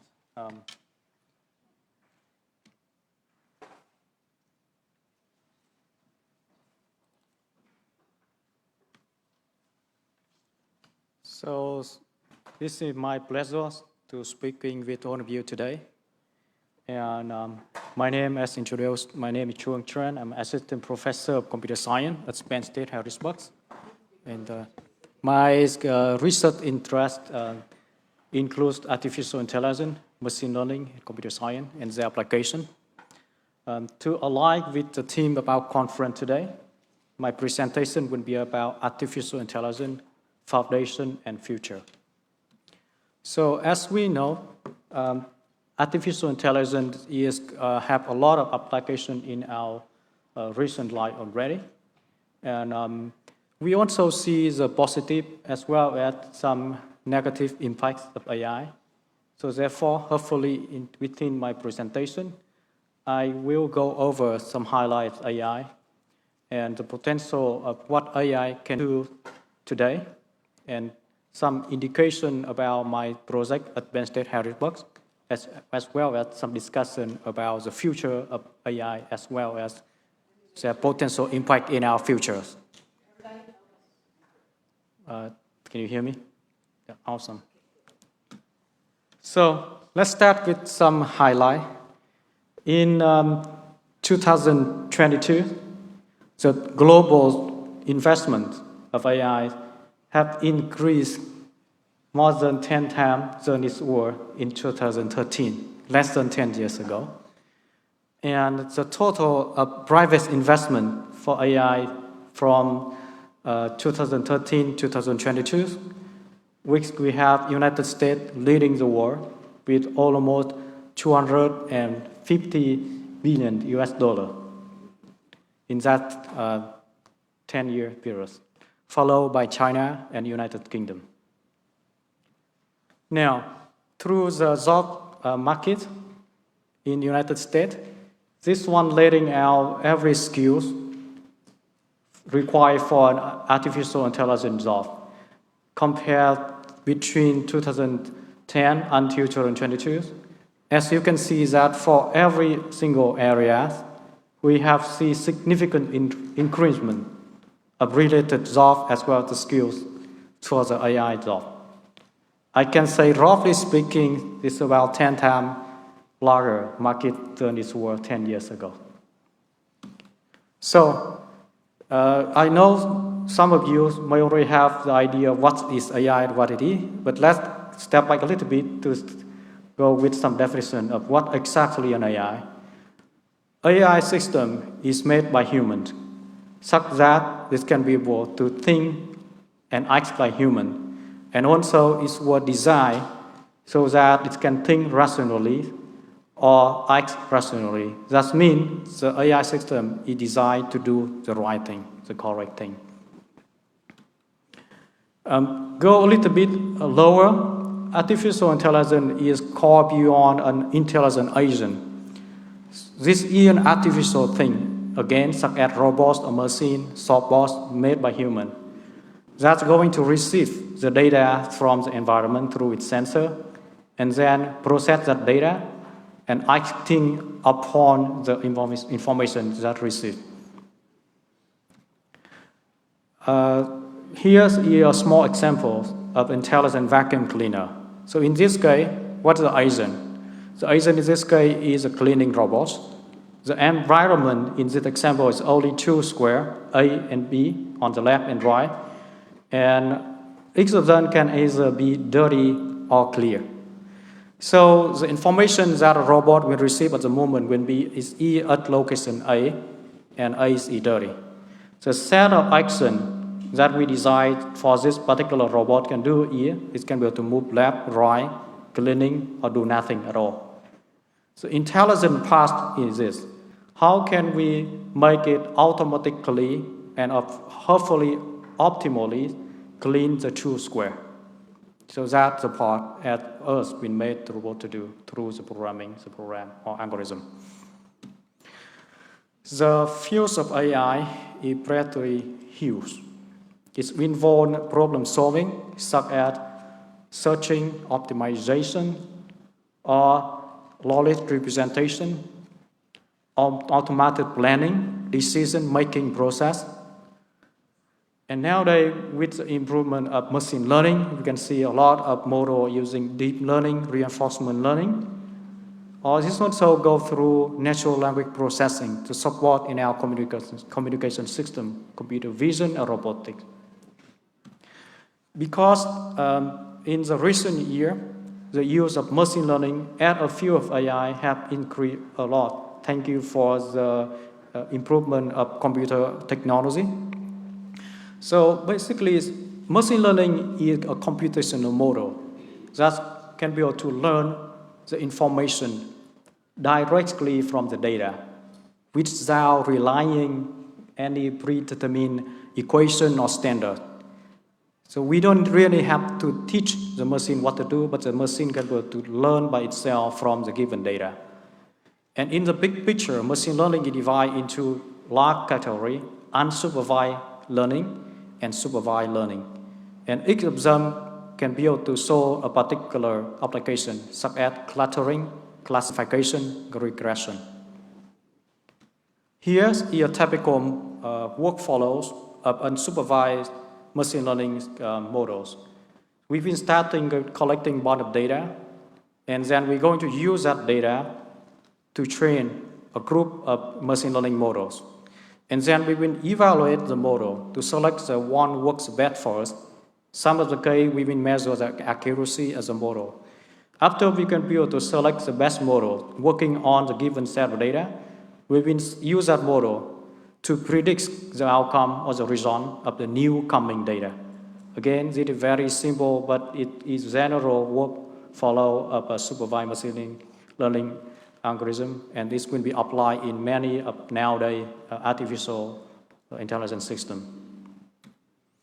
So what AI can do today?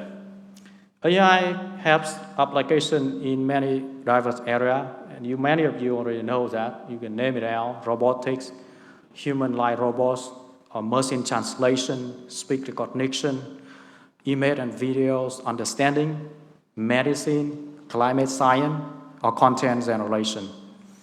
I will go over several examples of AI application in the hope that it can show you what potentially AI can do, and also at the same time, when you go over the slide, also think about what thing AI can impact in our life.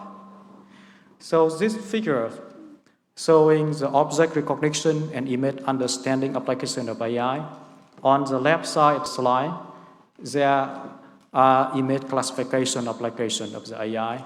And this is work on the ImageNet dataset, which have more right now, that is a big set of data, have more than 14 million of image of more than 20,000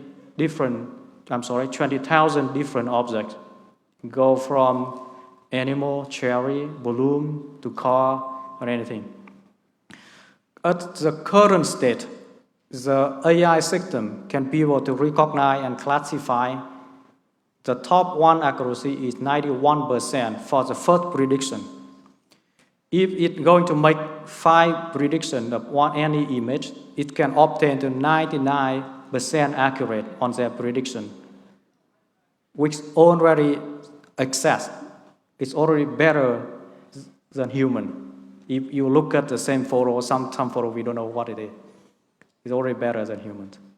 In the middle, we saw the application of face detection and recognition. At the current state, AI system can be able to recognize 100% of face. Therefore, we see that application everywhere. For security, or we can use face recognition to log into our bank account through the phone, or even we apply that to open the door in a smart home. And also, AI can be able to understand the content of the image, which show you on the right side. So we give them a figure, AI can be able to understand that. It can generate a text to describe the content within the image. Now, talking about recommendation system, it's already backed up by AI and machine learning so that the system can recognize and determine what a customer tend to like, or based on the history of the data it collects from us, or some other individual have a similar group like us, so that it can be able to suggest the right product or suggest that which product that we really want to use or really want to buy. It's going to be deployed by many companies right now. At the same application of recommendation system is spam filtering, or I may say disrecommend. So in this application nowadays, an AI model can go to filter out 99.9% of any spam on our email system. In medical science and healthcare, AI have a lot of application in diagnosis, drug discoveries, medical robots, or electronics health. AI very good with images-based diagnosis, and also very good at cancer detection and protein folding as of right now.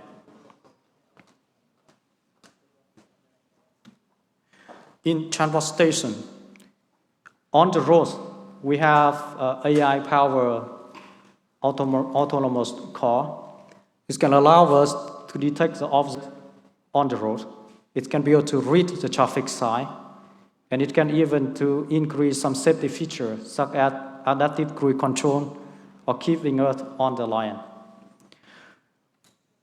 But you may not know that on the air, a country in Africa already use AI to deliver blood across country through a drone system.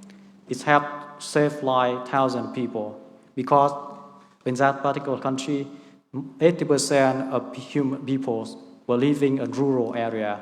So the transportation by road or train is not as convenient as they give a drone. And it's already happened in 2019. For natural language processing, we can be able to have machine translation. We can be able to recognize and translate the language among over 100 different languages. And we also have speech recognition. And the speech recognition right now is matching human performance already. And because of that, we have a lot of speech recognition in our device, even in our house, in our car, or in our smartphone.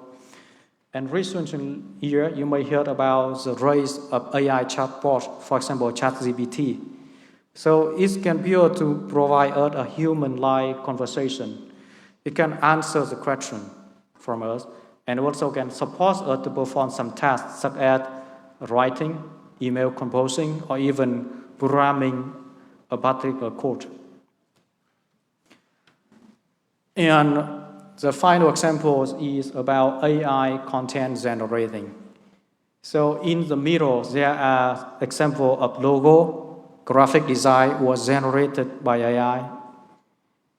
On the left side, that shows several pictures of people. The fact is that none of them exist. They all generated by AI, can you believe it? And in many articles right now, you can see the context saying, even at the header or at the bottom of the article, they can say, this article was generated using some automation technology, in this case, AI system. So they don't use a real human writer. Many of the news right now, the AI generated.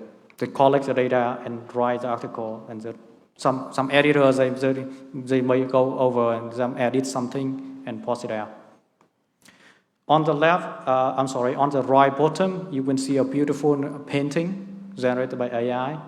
And just a couple of weeks ago, NVIDIA, a big tech company, they're introducing text-to-videos AI. So you just write some description, the AI generator will generate a new video for you.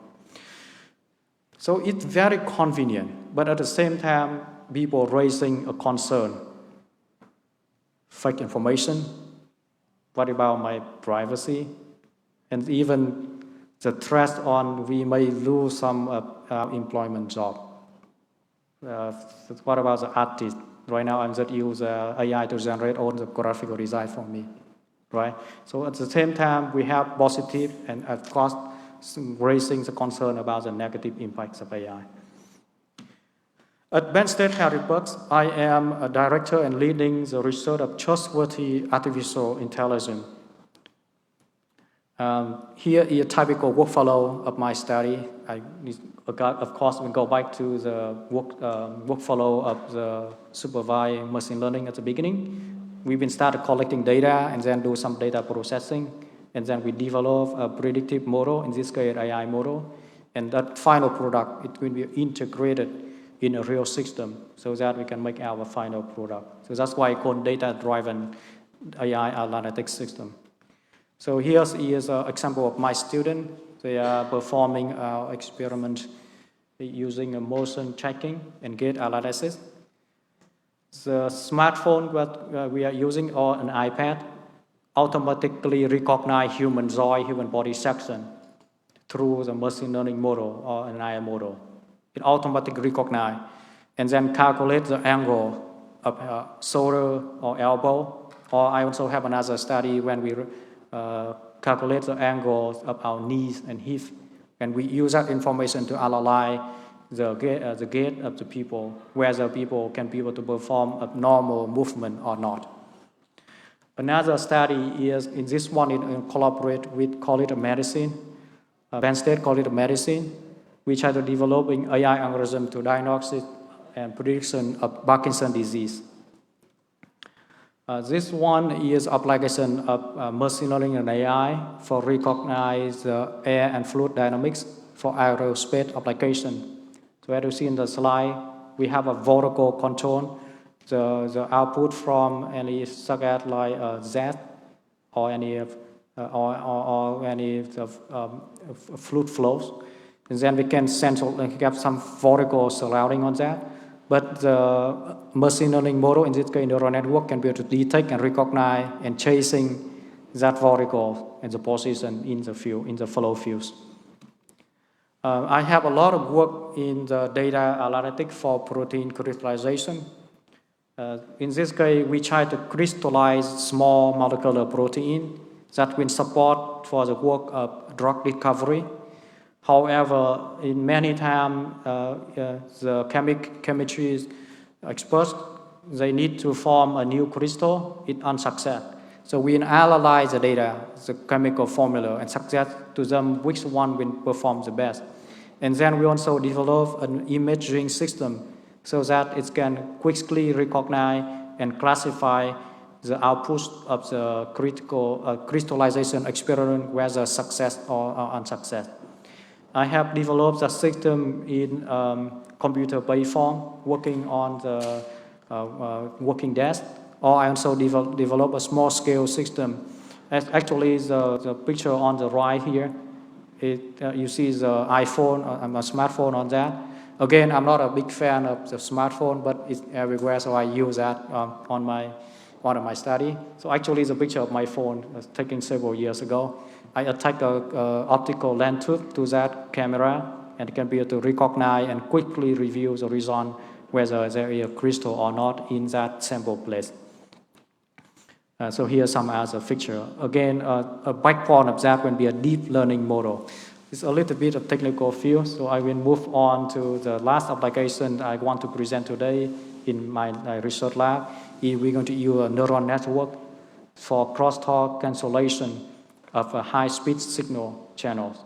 So at the result, you see from the left to right side, before we have a noise, but after we're using a neural network model into that, it can be able to cancel a lot of noise and open out the eyes of the signal. So right now we have a more accurate signal output. So I think I'm still in time. Let's spend last several minutes at the end talking about some potential action we should perform in future. Now, let's take a look at some comparison of AI with human. In 2019 already, not 2023, 2019, 4 years ago, AI have met or accessed human level in many applications, such as in game, we have chess and Ghost. AI or machine learning doing better than human, winning human on that. ImageNet, as I mentioned beginning, object detection, skin cancer detection, protein folding, and some other area. And experts have predicting that in the next decade, beyond all the data that we have, AI may add trillions of US dollars each year to the economy in the next decade. And in the next 50 years or more, AI may meet or surpass human level across a broad variety of tasks. I don't want to use a word for every task, but I choose to use the word broad variety of tasks. That means in the next 50 years, many applications, AI can have potential to do better, or at least as good as human. So we see the potential advantage of AI, and we see the potential negative impact of AI. So it's a time, I think, for us to act right now.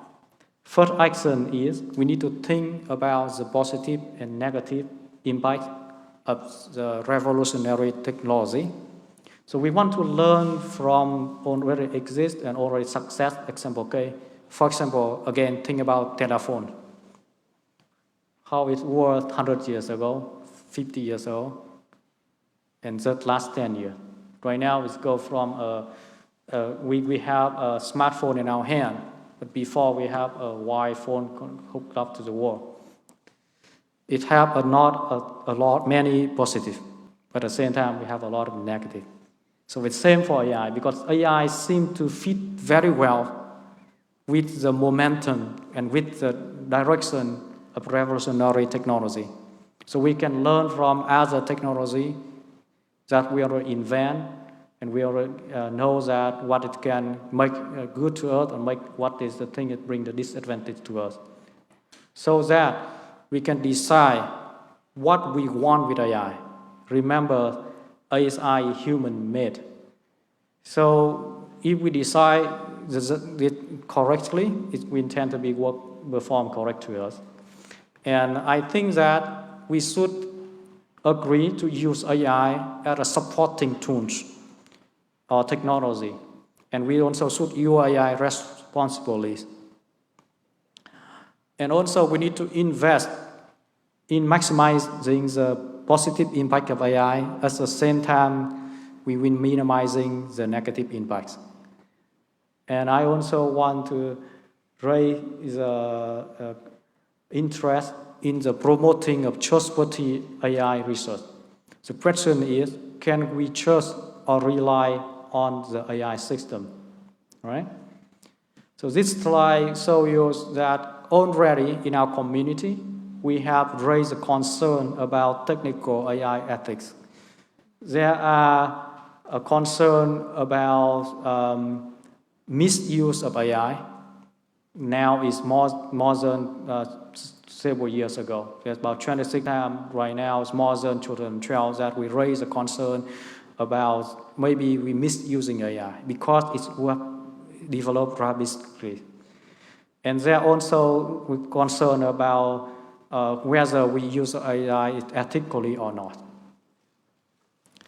Talking about the dimension of trust in AI system. So it includes privacy, ethics, safety, secure, robustness, transparent, explainability, accountability, and fairness. All of those dimensions will be applied for AI systems such that we can rely on that, such that we can confidently using it. If you want to think about a negative impact of AI system, try to add the word "not" in front of any of the dimensions we have here. For example, can you be able to use an autonomous driving car which were not safe? Right? So think about that way. So we put all of that in a dimension, so it's a standard to develop a new AI system. And another example is that right now, a lot of people, in this case, experts, they make a question.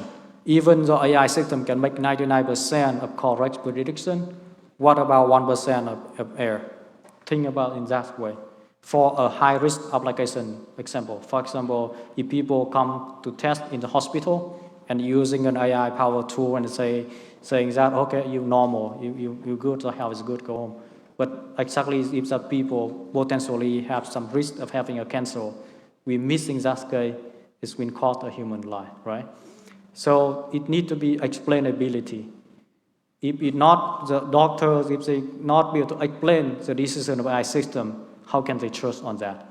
So all of that, we are start thinking the new direction of research of AI from now, not try to just increase the performance of that.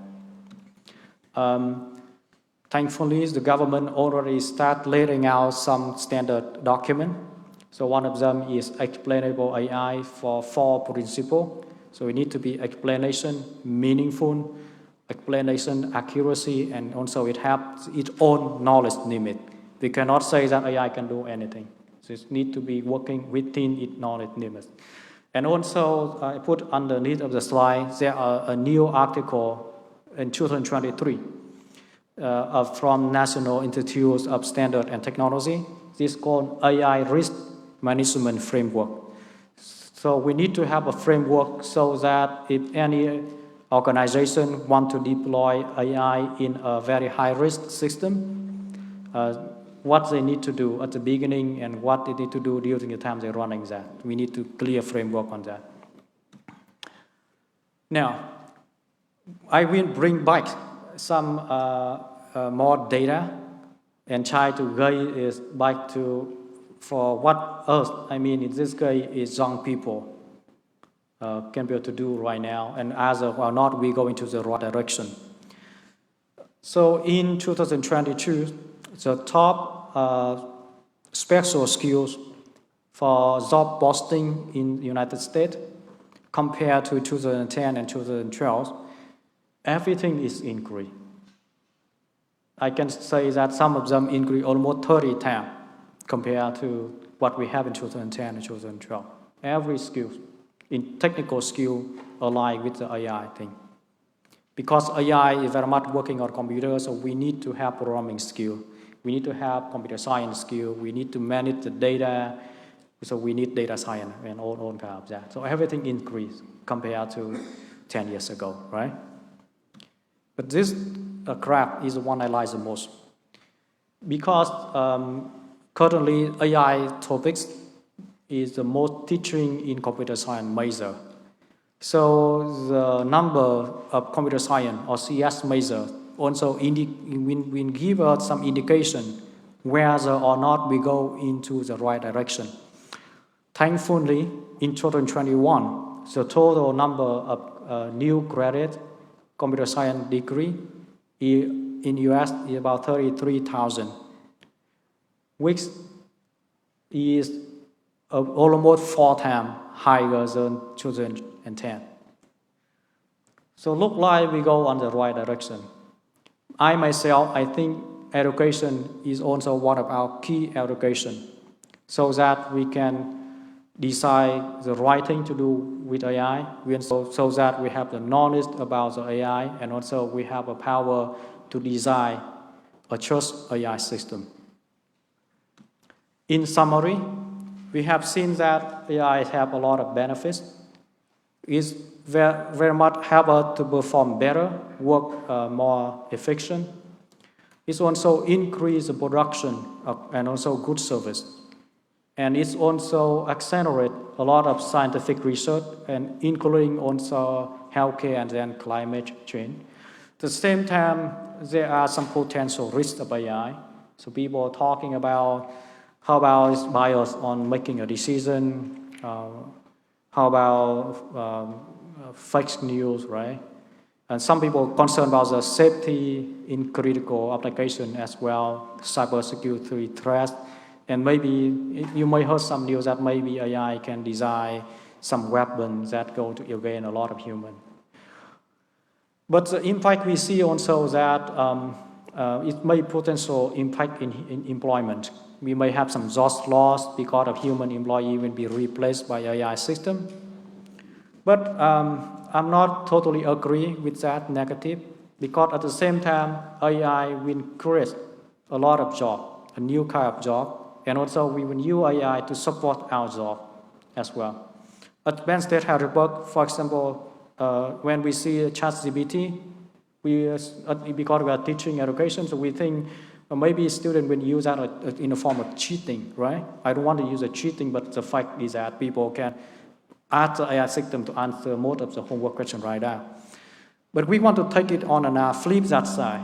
We teach our students how can we use that tool to support you doing a better assignment. For example, rather than cheating to write a new program using ChatGPT, we teach students how to use ChatGPT to write a better program. So finally, I want to conclude that. I want to phrase a sentence of Russell in 2022. He an author of a very nice books about AI, artificial intelligence, a modern approach. Because we design AI, so if the AI system will do ending up taking control, like Alan Turing talked many years ago, it would be the result of a design fail. So if we make it wrong, blame back to us. Thank you very much, and if you have any questions, please go ahead.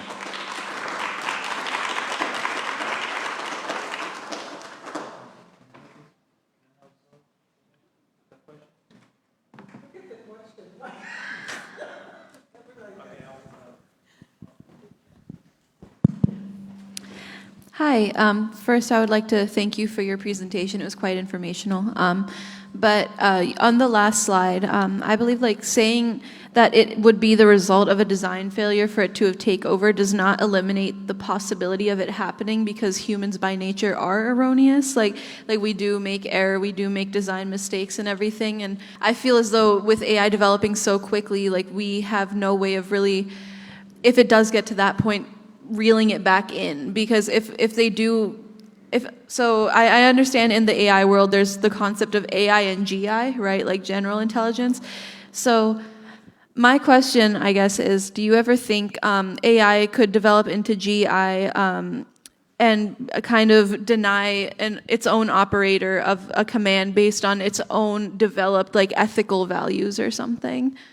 So on GAI, is that what you mean, or general artificial intelligence? Yeah.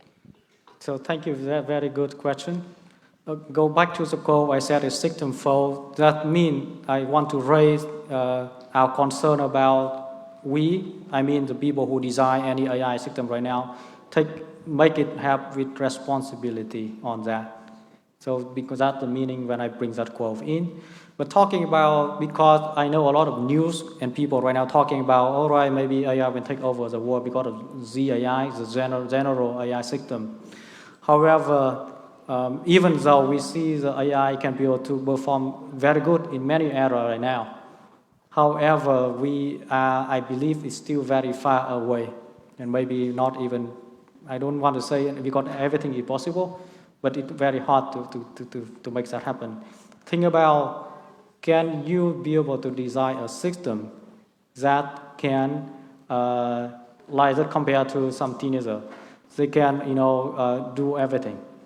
They can cooking for you, drive the car, drive you around, answer any of the questions, or even design some weapons at the same time. That's the concept of general AI, to do everything.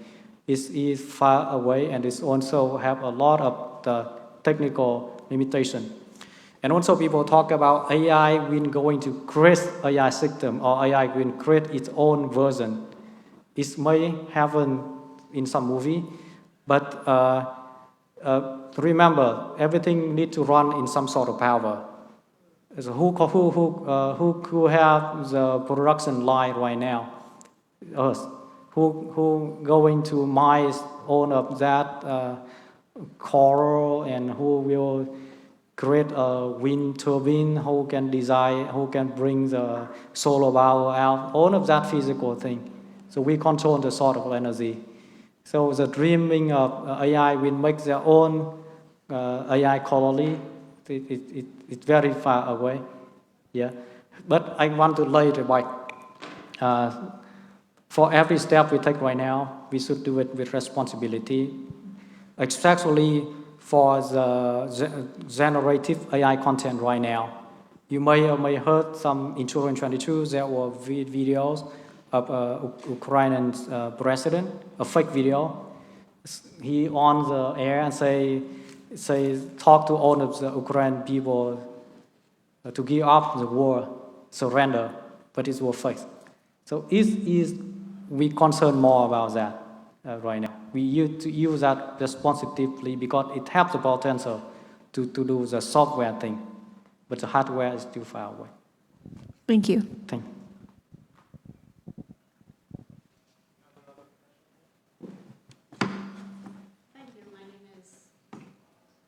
Ella Rossmiller, and I want to pick up on that last comment and the misinformation being pumped into the cybersphere and how AI can be producing that and also reproducing that and disseminating it further. I am responding as an educator who is frequently told that I should not resist ChatGPT. I should be using it in the classroom and helping students to use it in an intelligent way. And the obstacle that I come up against is a widespread perception that ChatGPT functions as a kind of research assistant. In other words, you can pose a question, and whatever it spits back is quote-unquote information that has been fact-checked, that is reasonable, that is not simply crowdsourcing messages. And I have read some really awful essays. If you ask ChatGPT about the history of slavery or the history of colonialism, you will get racist responses because racism exists in our public discourse. We do not teach US history in an honest manner. And, you know, I think that educators really have to fight against this. So on the one hand, I see so many positive applications for AI. So many positive applications that you brought up in the terms of, you know, healthcare, et cetera. On the other hand, I'm just wondering, you know, for ordinary people who don't have the sophisticated level of understanding that you do about what AI is, how it works, and how do you use it wisely, could you explain in simple terms some of the kind of parameters or the boundaries of what ChatGPT can actually do? Okay, thank you very much.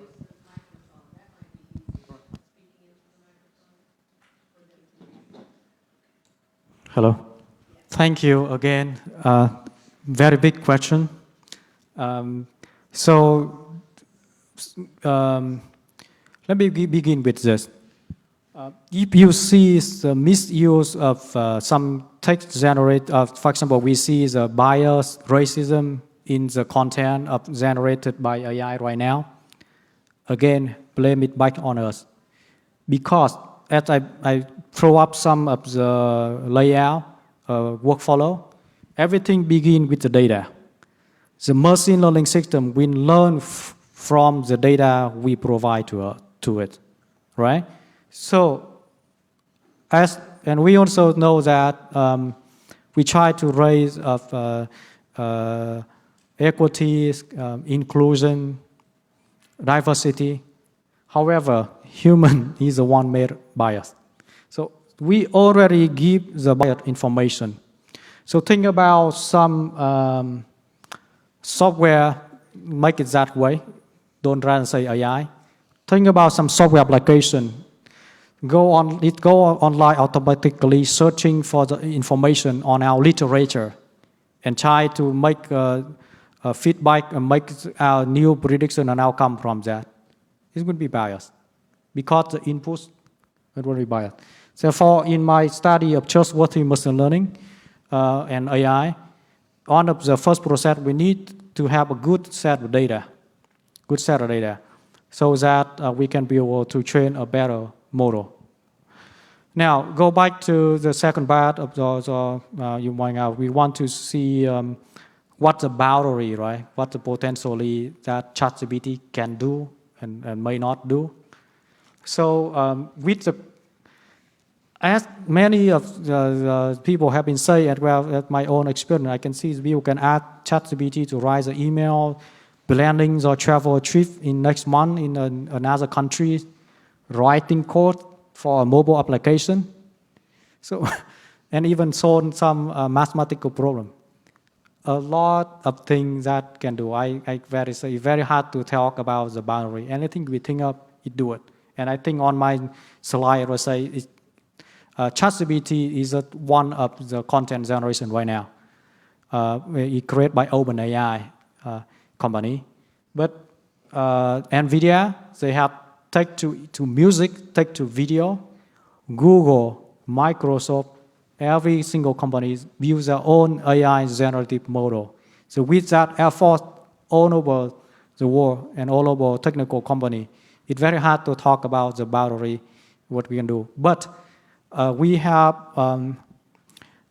we not including me, but the leader in the field, they also raise a concern right now. They have a letter asking all of the big tech company pause the development of generative model in 6 months from now. So they don't want to make a new model. They want to sit together, pause all of that thing, and design some limitation on that content generation. The final thing I want to say is that a lot of companies right now, they will require to mark the content was generated by AI, so that we know, okay, this is generated automatically, not by human. You take it with your own risk.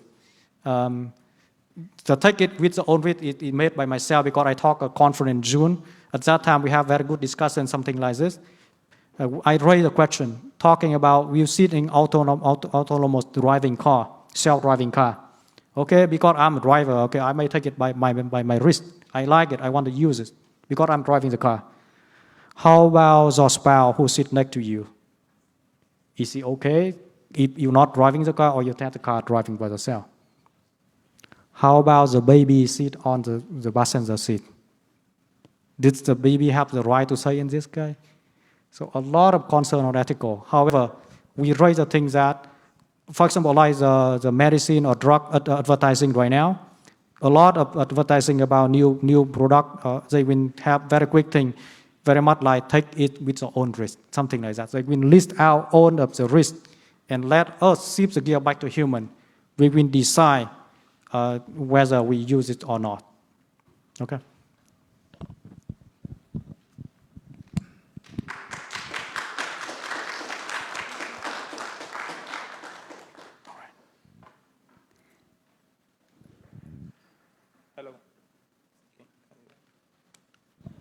Okay, ladies and gentlemen, that was Dr. Tran, an assistant professor at Harrisburg, Penn State.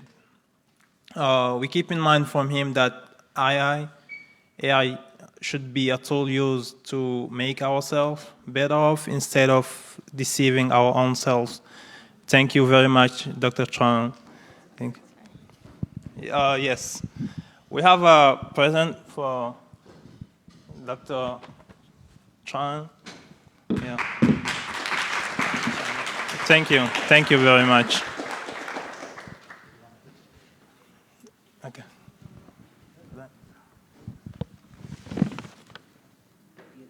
Thank you.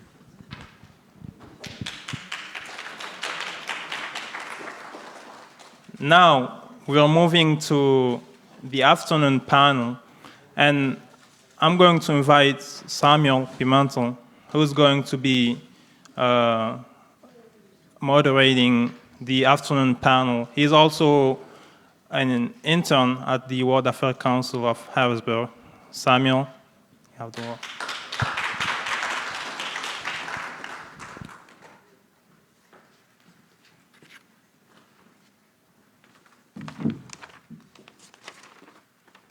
Thank you for that introduction, Mohammed. Appreciate it. Hello and good afternoon. As you heard, my name is Samuel Pimentel, and I am an intern for the World Affairs Council of Harrisburg. I'm somebody who cares very deeply about this country and the people in it, and I am incredibly excited to introduce some people who I think also have an interest in this country and the well-being of all its citizens. First, I'd like to start off with Chad Dion Lassiter, who just walked in.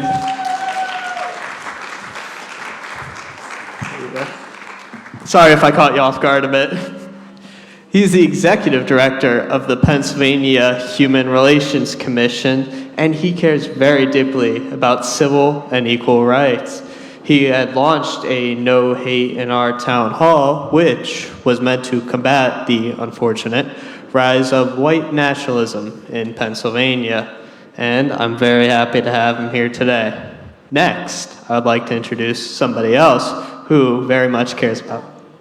Hello, Is this better? Mm-hmm. Sorry if I blew anyone's eardrums off. My apologies. Next, I'd like to introduce Durre Sharif right over there. Come on up.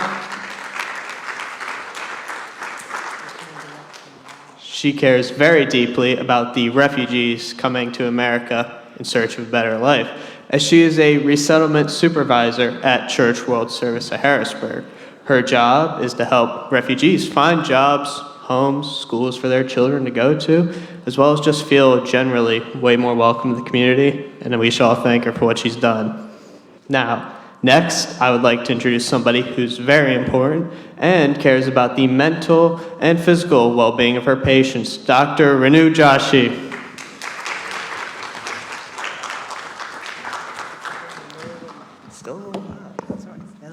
Okay, I don't want to pull people away.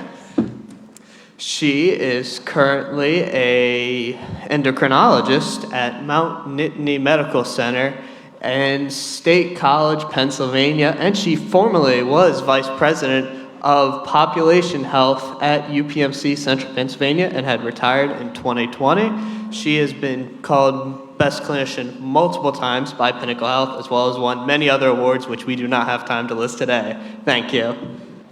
Next, I would like to introduce somebody who's very passionate about youth and getting them involved in politics. Would we please welcome Cole Goodman?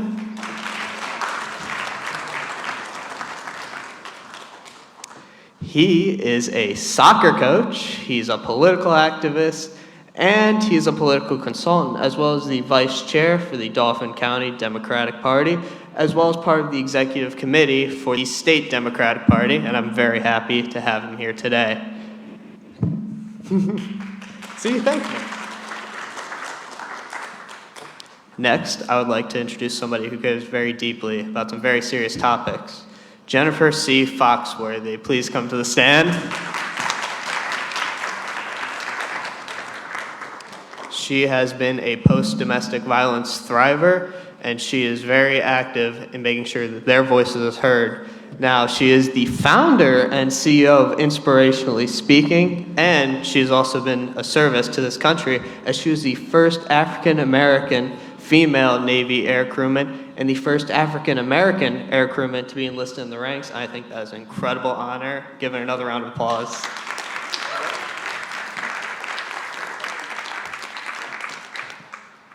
Now, to start off, I would like to have Mr. Cole Goodman speak.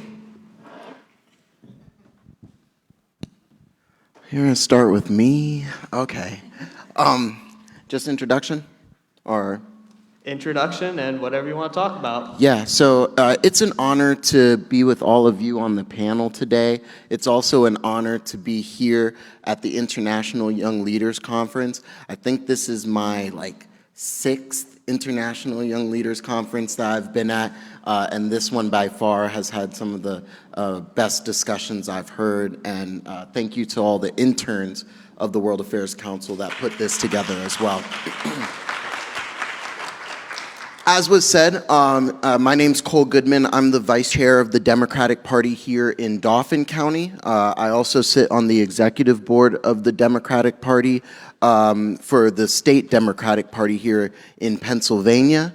And one of probably the proudest hat that I wear is I am a soccer coach right here at John Harris at Harrisburg High, and I coach the soccer team, which gives me a unique perspective of some of the issues that our youth are struggling with today. And I'm excited to have that discussion, but also I'm excited to speak on the polarization that we're seeing politically within our country, but also internationally. I've run for office 5 times. I'm 3 of 5. I've won 3, lost 2. Still batting over 500.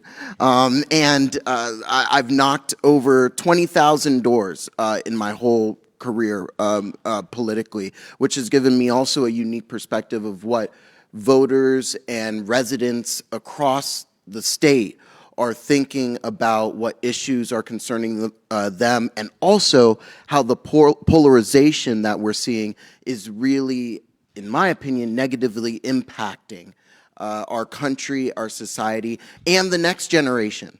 So I'm very excited to have this discussion today. It's an honor to be here, and thank you, Sam, for moderating. I appreciate the thank you. Was this working? It was working. Everyone could hear.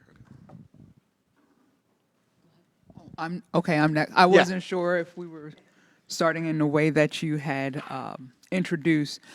So thank you for the introduction. Watch. It's an honor to be here. I just feel it's divine to speak on human trafficking awareness, considering that the theme is the value of life. So I wanted to just briefly share. I have 2 businesses, so Inspirationally Speaking is my for-profit, and Unstoppable You Ministries, where we have the table out front. We provide services dealing with domestic violence, human trafficking, and homelessness. So why is this an issue that our younger generation, why you need to know? Because you are the target audience for traffickers to exploit and manipulate. So sex trafficking is fraudulent, forcibly, or coercively causing another to engage in commercial sexual acts.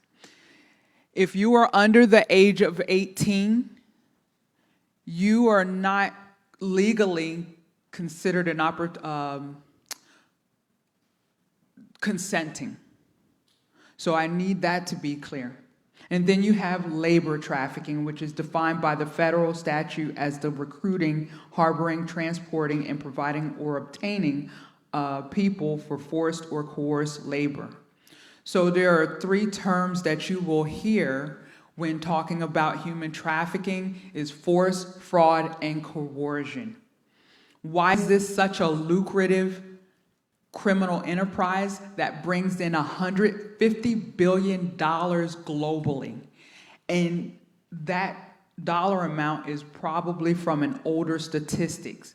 So it's probably more 240 billion that affects over 40 million people around the world. A drug you can take and it's gone. But the human body, the value of life, people who are in this dark, sinister world, they have put a dollar sign on that life. So the average age is 11 to 14 years old. So you can imagine what it's like for someone in that age group or younger. The average amount of buyers a day, 11 to 37 buyers a day. Why it's so lucrative, a body can get used over and over and over again. Unlike a drug, once again, you take it, it's done. And the trafficker with a human being, if they get stopped by the police, oh, this is my cousin. Pennsylvania ranks, according to the Human Trafficking Hotline, Pennsylvania ranks number 9 in the country, in the U.S. territories. Number 9. You have I-95 that goes from Maine down to Florida. You have North U.S. Route 15 that goes from New York down to South Carolina, and Maryland and Pennsylvania in between. You have Route 30 and I-83. You have the hotels, if they're in on it. So let me tell you about the value of life. One individual can bring $200,000 a year. Like I said, the average age is between 11 to 14-year-old children. Most victims last 7 years, which equates to $1,400,000. Yeah, the value of life. As reported by the Counter Traffic Data Collaborative, familial trafficking makes up 36% of human trafficking cases. By a recent study, 64% of the traffickers were mothers who were assisted by a non-relative trafficker, and in 82% of these cases, drugs were the currency used to profit for the exchange. I have had clients where their mother trafficked them to the landlord, to the drug dealer. I have had clients who were trafficked by their boyfriend. So yes, there is an intersectionality between domestic violence and human trafficking. In 2020, among all forms of trafficking whose recruitment relationships were known, the proportion of victims recruited by a family member or caregiver increased significantly.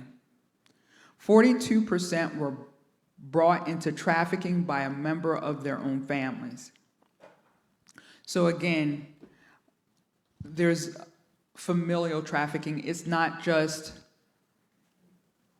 oh, this stranger is picking me up at the bus stop, or some vulnerable child at the bus stop and trafficking them. It's someone that they know. I could go on and on with statistics. The signs, there's the tattoos, there's the looking down and away. I really want our young people to understand that self-esteem, a healthy self-esteem and healthy boundaries are key. They are key to not being a victim. Pay attention to your surroundings. You have the Romeo pimp. They will take their time grooming their victim. Adults, please share this wisdom with the children, with the youth in your life, even those who are going to college, because you have traffickers right there. When our children are wondering how they're going to pay for the subsequent years of their tuition, that becomes a vulnerability.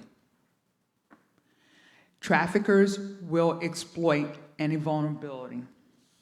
So again, there's tattoos. Again, I have my phone up here so I can do a stopwatch, but I don't want to go over time.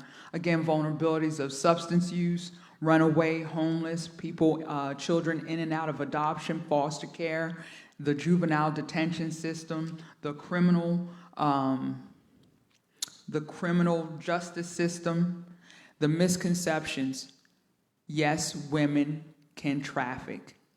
Women are traffickers as well. And then children recruit children. So when you think of gang violence, when you have your older gang members, they know if they're over the age of 18 and they get caught harming someone, drugs, whatever, they're going to do a lot of time. Well, guess what? If you're a child, you'll get a slap on the wrist. So the recruitment in your gangs. It also happens in schools. Your upperclassmen will traffic lowerclassmen. Before school, during lunch, and after. So my educators, please be mindful of the behaviors that your children, your students, are exhibiting. When they can't focus or they're absent from school multiple times, they're falling asleep, it's possible that they were trafficked the night before. So again, I could go on and on, but this is a lucrative business, unfortunately. And when you think of the pornography industry, it is the head of the snake. It fuels the demand. So when someone thinks that they're behind a computer and they're minding their business when they're having their desires, whatever, They don't understand that that person that they're watching may not be a willing participant. So when you are involved in the sex industry, then the pornography, you are fueling the demand. And when we have these big sporting events, the Super Bowls and the, you name it, your Johns, the buyers, they are putting in their order like they're at Burger King drive-thru. I want a brunette, 12 years old. So again, it comes back to a healthy self-esteem and boundaries. And that example starts in the home. It takes a village, and I need you all to be mindful of your surroundings, keeping yourself safe and your loved ones. Thank you.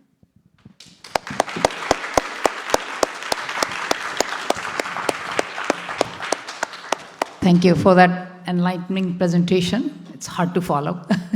So I'm going to switch gears, and I was told to talk about value of life in healthcare. Since I'm a physician, and I've been a diabetologist all my life, and diabetes has been my passion, I'll start with a quote. Life is inseparable from health, since without some degree of healthy functionality, if not in all cases active functioning, the living would not exist. So the reason we are here is because we do have at least some part of good health. Imagine yourself if you're in a bed with bad physical condition, no matter how much we want to do in life, we will not be able to do. So when we focus on health and value of life, I divide that into 3 types of health: physical health, mental health, and spiritual health. I am not an expert on spiritual health, although I do practice spiritual health every morning and throughout the day if I can. We had just done 3 seminars on mental health, so I think we are probably overloaded with that. So I'm not going to focus on that either. So I'm going to focus on physical health. So what people in healthcare do, not just physicians, the nurses, the person who is working in the hospital, anybody, we are providing 3 or 4 types of physical health to our patients or human being and improving their value of life. One is preventive, which I believe is the big one. It's not a small hanging tree on the fruit, it's a large tree, but if we work on that today, we can save millions tomorrow. So part of us talk about obesity. What can you do to prevent obesity so you do not become a diabetic tomorrow? And I'm a storyteller, so I'm going to tell a little story about each one of them. And this is an old shared story, but it's very close to my heart. I had a 35, 40 years old guy admitted to the hospital with diabetes, and he had bilateral amputations because he developed bad ulcers, and we had to really take his leg off. And I was talking to him about diabetes control and how he could have not done this, and he didn't take care of himself for 30 years or 20 years. And the very first line he said, "Where were you when I was 15 years old?" I wish somebody would have shed some light at that time, and I would not be in this position today. So that talks about the value of prevention, what we can do to take care of yourself today by doing good, healthy habits of eating, exercise, and spiritual meditation. I think that will go a long way to help prevent disease. The second part, as a physician, is worse.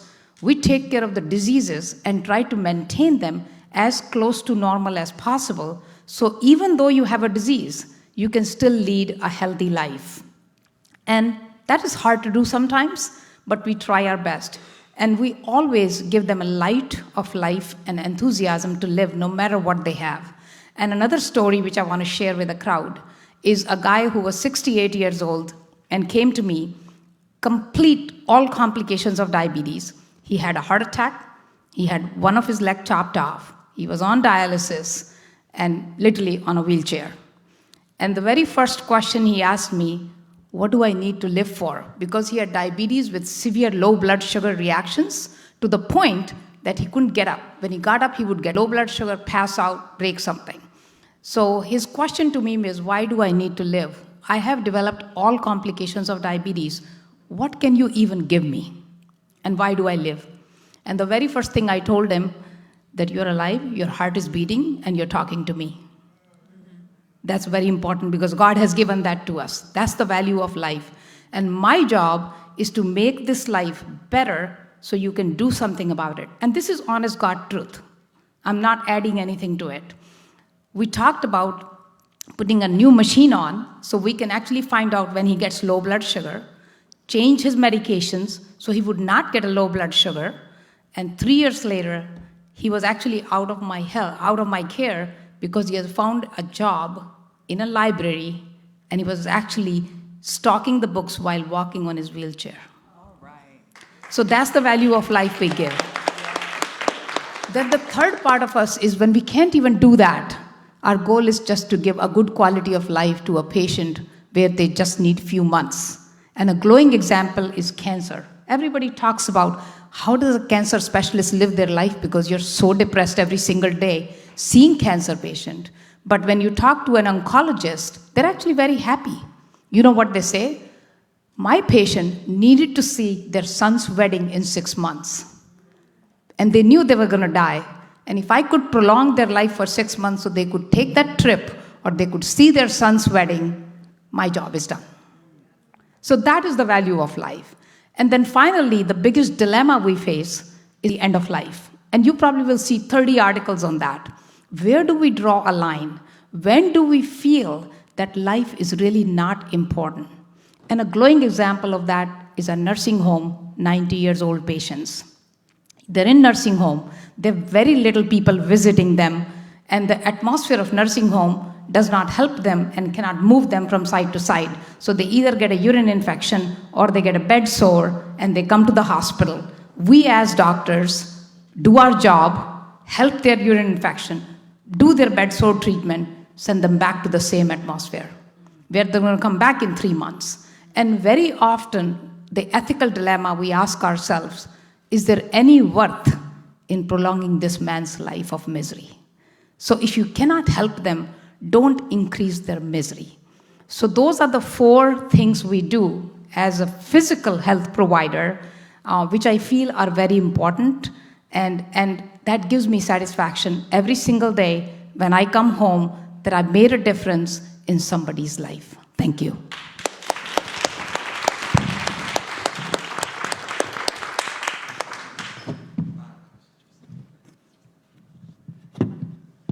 Hello, everyone. Thank you both. That was inspiring in completely different ways and eye-opening. Joyce, thank you for having me. It is my absolute pleasure to be able to be here and speak to you a little bit about the value of life from a refugee's perspective. I am a resettlement supervisor, and I work with Church World Service Harrisburg. So what that means is when a refugee comes to the US, I am there to welcome them, me and my team. So just to give you a couple of facts before we get into a couple of stories. A refugee is defined as somebody who is displaced from their home because of a well-founded fear of persecution on the account of race, religion, nationality, political group, or political fears, and because of that, they have to flee their home country. 1 in 78 million people on Earth are displaced. That is 100 million people. 27 million people qualify for refugee status. Of those 27 million people, in 2021, 57,000 of them were resettled to third countries worldwide. So for me, I'm really, really fortunate that I get to interact on a daily basis with people who are that 0.1% that actually get to resettle to a third country. And it's been the most impactful experience of my life. And I have 4 kids. So what a resettlement agency does is we are required to provide 23 core services on behalf of the US government. So there's a number of folks that the US government will allow into the US. They don't actually do anything themselves. They outsource to 9 national nonprofits, and I work for one of them. So we have 90 days to deliver 23 core services, and at the end of those 90 days, these refugees need to be self-sufficient. We have 90 days to find them a house, We pick them up from the airport, stock their fridge with an initial load of groceries, get them medical assistance, assess their mental health, get their kids enrolled in school, ESL, jobs, everything. They arrive in the country with $1,075 each. That's it. We have to make that last over 3 months. They are allowed to enter the US with one duffel bag each. Their entire life has to fit in one duffel bag.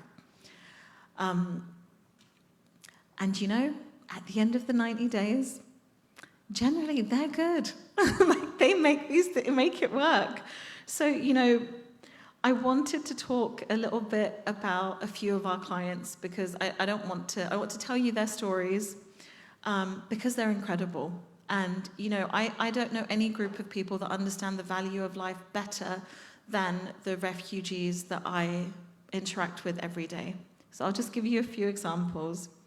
5 days ago, we welcomed a Syrian family of 13. They had been in a refugee camp in Turkey for 7 years. Medical assistance is limited in a refugee camp. 4 of their children are disabled and have mental health issues. And their kids are 18, 17, 16, 15, and I think there's a 1-year gap, and then it just keeps going, and there are 11 children. And we read these medical reports. We get medical reports from the refugee camp, and it said, severe mental retardation. The 18-year-old can't hold their head up on their own. The 16-year-old is incontinent, and a couple of them are nonverbal. And we were panicking. We were like, what are we going to do? We got in touch with the state health providers, and we tried to line up as many services as we could. We knew there would be a nurse escort, and we picked them up from the airport, and they were like, so happy. We said to the mum, we've lined up nurse care for you. She said, I don't need it. I want to look after my children. That's what I'm here for.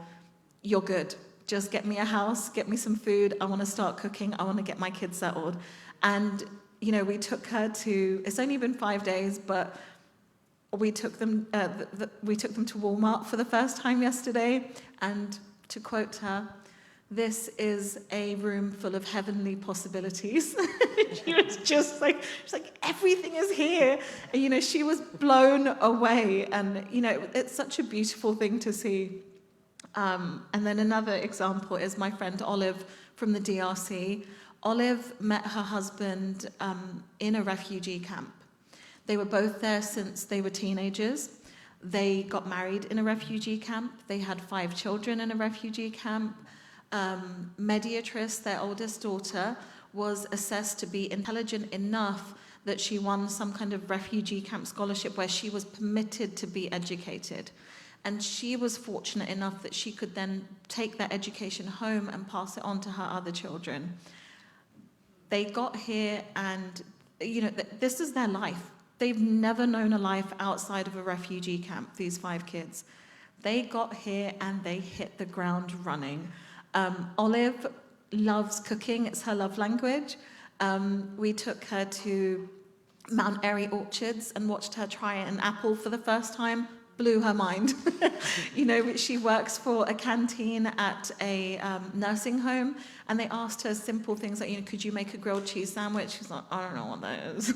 So we have volunteers that teach her how to make a grilled cheese sandwich or a carrot cake and explain what these things are. And she's thriving. The children are thriving. Their English is fantastic. They're happy. It's a beautiful thing to see. Another example, Abdul. He is a 38-year-old man, married, has a 14-year-old son now. He worked with the US military in Afghanistan.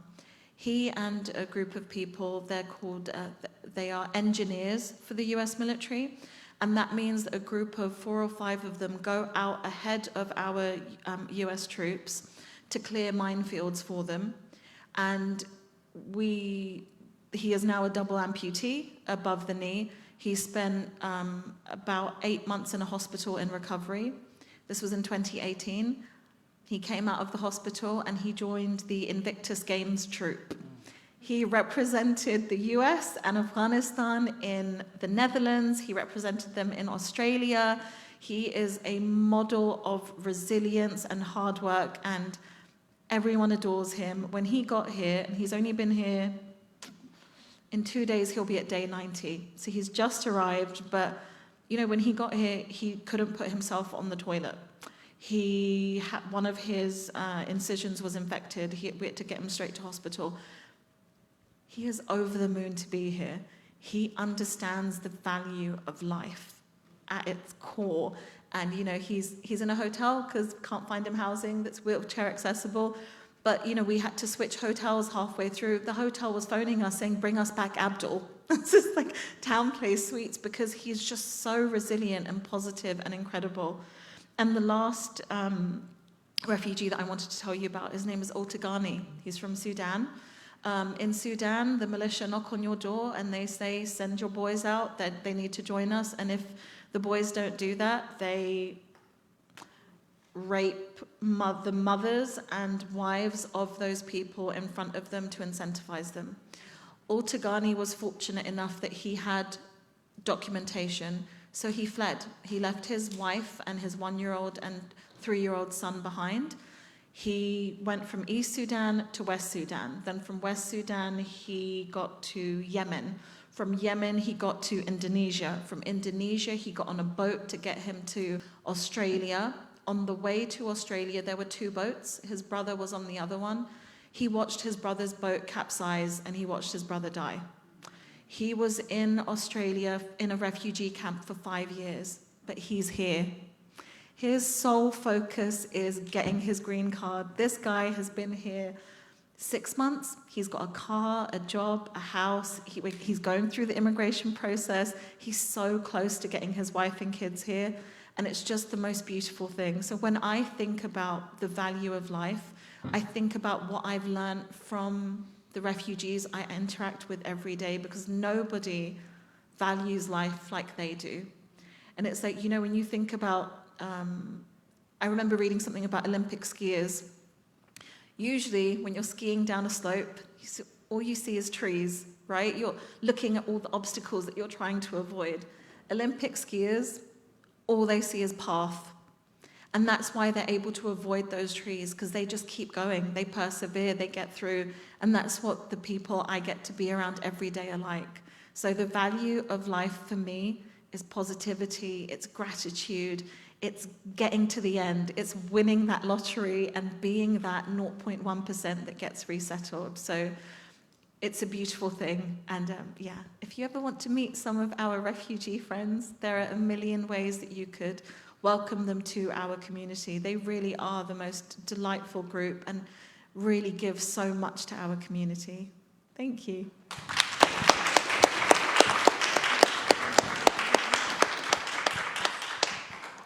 Certainly inspiring on multiple levels. Thinking of the value of life, I start from the standpoint of how life is devalued in our democracy. And so we say we value life, but we had a Holocaust. We had a Jewish Holocaust. We had a Native American Indigenous Holocaust. We had an African Holocaust. We say that all men are created equal. These are our documents that were written by brilliant individuals who were also flawed.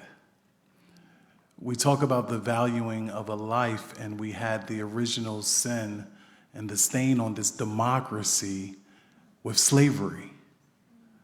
After slavery, we had Reconstruction. After Reconstruction, we had Jim Crow. We talk about the valuing of life, but this is a democracy that oftentimes devalues life.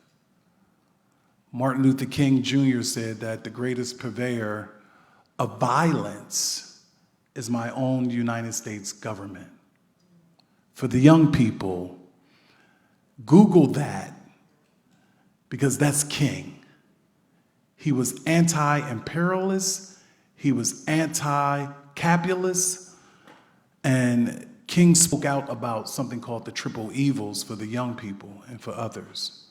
He talked about militarism, poverty, and racism. And our democracy at this very moment needs a peace industrial complex. Humbled to be in this space, not just with Joyce and Cole and my dear brother, Brother Goodman, but all of you and you young people who have organized this. As I kind of talk about the value of life at home, I'm going to intersect it with gun violence, but American violence. Homelessness is an act of violence. Economic deprivation is an act of violence. Educational apartheid is an act of violence. Discriminating against someone because they're LGBTQ+, that's violence. And we see those acts of violence not just in our policies and our procedures, but how we harm individuals because they're Jewish, because they're African American, because they're Native American indigenous, because they are Islamic. Oftentimes we don't talk about the rampant Islamophobia that is in this democracy. Because the democracy is built on three underpinnings: Anglo-conformity, acculturation, and assimilation. And not too far from here in Carlisle, PA, the Carlisle School, historically, the young man is shaking his head. People are nodding their head. This Commonwealth did something to the Native American indigenous individuals. And so the valuing of life really is about we the people who need to value life. Because there's only two types of people in this democracy that I can account for: the elites and we the people. And you young people, you're not Generation Next, you're Generation Now. Letter from a Birmingham jail, that was Martin Luther King with young people. The uprisings in Soweto of South Africa, that was young people. We laud Nelson Mandela, and we should. But it was young people in the civil rights movement. King was assassinated by this United States government at the age of 39. He graduates from Morehouse College at the age of 16 or 17. It's young people. It's young people that are doing die-ins. It was young people who were doing sit-ins. Here's a paradigm shift, young people. We're looking to you and others like you to save this crumbling democracy. That's heavy. We're looking to you and others like you to save this crumbling democracy. And certainly those of us who are on the panel, the young woman behind you, Joyce, look at her, Joyce. The young woman behind you said to the staff of the Pennsylvania Human Relations Commission, I asked her a series of questions. Is that your mom? Mom, you should be, and I know you are, you should be super proud of her because she did not know me and I threw a series of questions at her. Who do you admire as a woman in the historical aspect of things? And she spoke about it.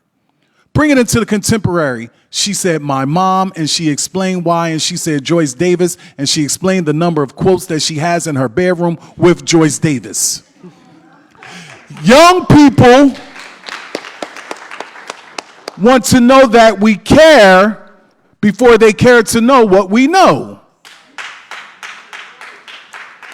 So, the value of a life. In my hometown of the city of Philadelphia, we have individuals who will verbalize that Black Lives Matter, but the gun violence is black people killing black people. But we can't divorce the fact that there has been 4 decades of poverty in the city of Philadelphia under 4 mayors in the city of Philadelphia. The loss of jobs, industrialization, that our colleague here spoke about, trauma, generational trauma. It's not an excuse, and certainly we don't want black people or black males in Philadelphia and Chicago and Trenton and Camden to buy into their own form of victimization, but we can't have the discussion absent a void of systemic and structural racism that creates these conditions, internalized oppression, where there are messages for black and brown people and women and others to distance themselves from their identities. Your last name is Kaplan. Your last name is Katz. Your last name is Berkowitz. Your last name is Lippman. Your last name is Stein. Your last name is Stern. But because of anti-Semitism, you don't want anyone to know your Jewish identity. You're LGBTQ+. We all have them. Raise your hand if you don't know an LGBTQ+ person in your community, your family. Raise your hand.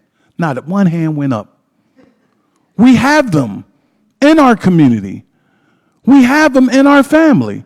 We have them in this room. But the violence, January 6th insurrection was a devaluing of life. Bodies being hung on trees that Billie Holiday sang about with regards to strange fruit. Mass incarceration on all sides of the color line in Pennsylvania. Chattel slavery is black and brown individuals. Michelle Alexander's The New Jim Crow, but there are poor whites and others who are incarcerated too. An empire that's always at war. I might be in an unemployment line after this, Joyce. An empire that is always at war. The value of life at home for young people who are engaged in gang violence and violence of any kind. How do we, and I don't have the answer, this is more Socratic for you young people and others in the room, how do we establish in them a moral compass and a moral imperative in the way that Joyce and her husband have done for you, Cole, and what you're doing, Cole, vis-a-vis soccer? The data that you share with us with regards to sex trafficking and human trafficking.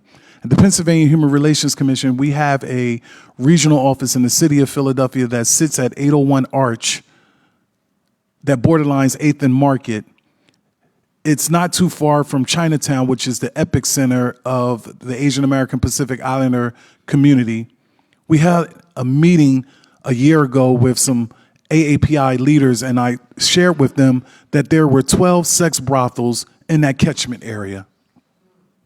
It says 123 Vine, it says 212. But everybody knows that you can pick up the Philadelphia Weekly, you can pick up the Philadelphia City Paper, and you can open it up and you'll see Asian American Pacific Islander women, and it says massage, but when you go there, it's not just massage, it's sex trafficking, it's human trafficking. The data that you provided is startling. And we talk about we value life, but then we take away Roe versus Wade.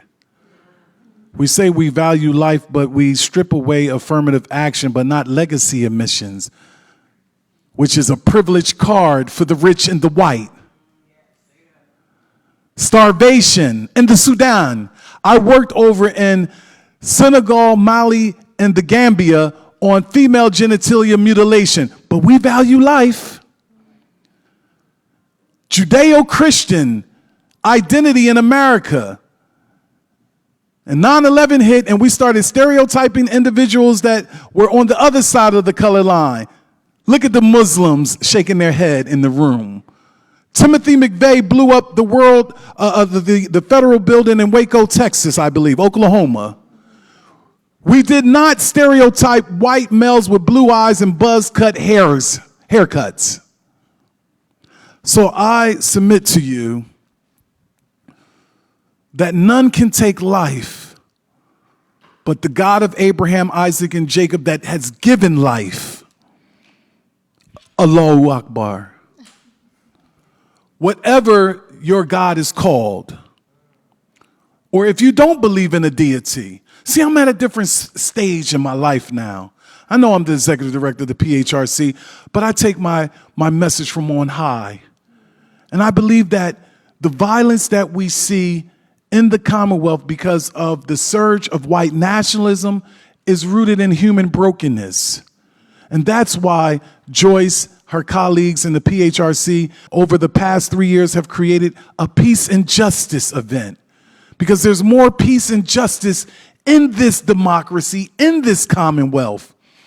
So I think that for me, I value life from the standpoint of not just the golden rule of treat people the way you want to be treated, but treat people the way that you were not treated. Some of us were harmed. Some of us were abused. Some of us were used. Some of us were sex trafficked. And by the way, the food deserts, as it relates to being absent and void of readily available bodegas and corner stores and not enough supermarkets for black and brown people, is a form of devaluing life. Yes, it does. And you really resonated with me because I was part of the first study of its kind in the country called Today, Treatment Options for Type 2 Diabetes, Adolescents and Youth at the Children's Hospital of Philadelphia, where we tried 2 trial medications, metformin and rosiglitazone. Bob Berkowitz, you know who that is. That was my mentor. I did that study for 10 years at the Children's Hospital of Philadelphia. Yeah. So as we come back to our moderator, I really fundamentally believe that for me, it's bearing truth. See, in the city of Philadelphia, I'm not looking to be elected to anything because I'm not a politician. I'm a servant leader. So I'm going to tell you, young black male, I'm going to tell you, black grandmom, I'm going to tell you, black mom, I'm going to tell you, black community, the killers can't live amongst you after they've done the killing, or you're complicit in the shooting and the deaths and the carnage of black blood dripping in the cities of Philadelphia. Or Harrisburg. I don't know the demographics here, but I know you will. But I know I live in Philadelphia, and I work here, but you're right. I see it every day. So the valuing of life really takes for us to reimagine policy differently, to reimagine how we interact with one another differently, to have a frank conversation on the generational things that have led to the contemporary moment we find ourselves in, the institutional racism, which is prejudice plus power, but also a clarion call to not buy into your own victimization. I can't take a life because I'm not the giver of a life. And I'm not trying to reduce it to an elementary level, but I think that there needs to be, with you young people, more conflict resolution, more dialogue, more breaking away from the groupthink, or what I like to call the Lord of the Flies syndrome. Young people, raise your hand if you've ever read the book Lord of the Flies. Okay, so you know what it is. Absent or void of adults, young people in that movie and in the book, they cut the you-know-what up. But what we're saying is, absent or void of adults being around you, you emerge to be the leader. Do a flash mob differently. Let's do a flash mob to show up for homelessness, a flash mob to show up for feeding people, a flash mob to show up for those who don't have book bags and things that they need to thrive in the upcoming school year. Let's do a flash mob for that, to clean up neighborhoods. And lastly, as we go back to our moderator, if you're white and in the city of Philadelphia or Harrisburg, and the violence is on the black side of the color line, we're all humans. What impacts one impacts all.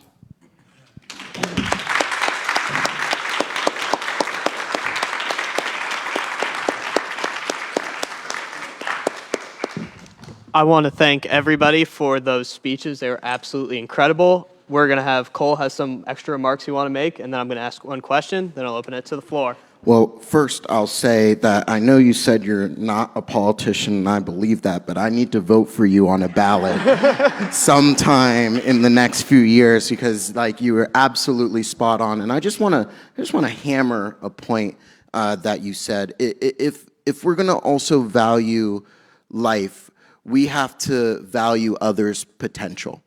And I'd just like to give an example that when Mr. Lassiter was talking that really struck home with me. And this is a story that I have permission to use. He told me this last year, and I've asked him if I could share it. I have a boy on my soccer team. His name is Raheem. And Raheem had a brother named Dante. Dante started hanging out with the wrong crowd. And does everyone know where Bellevue Park is in the city of Harrisburg?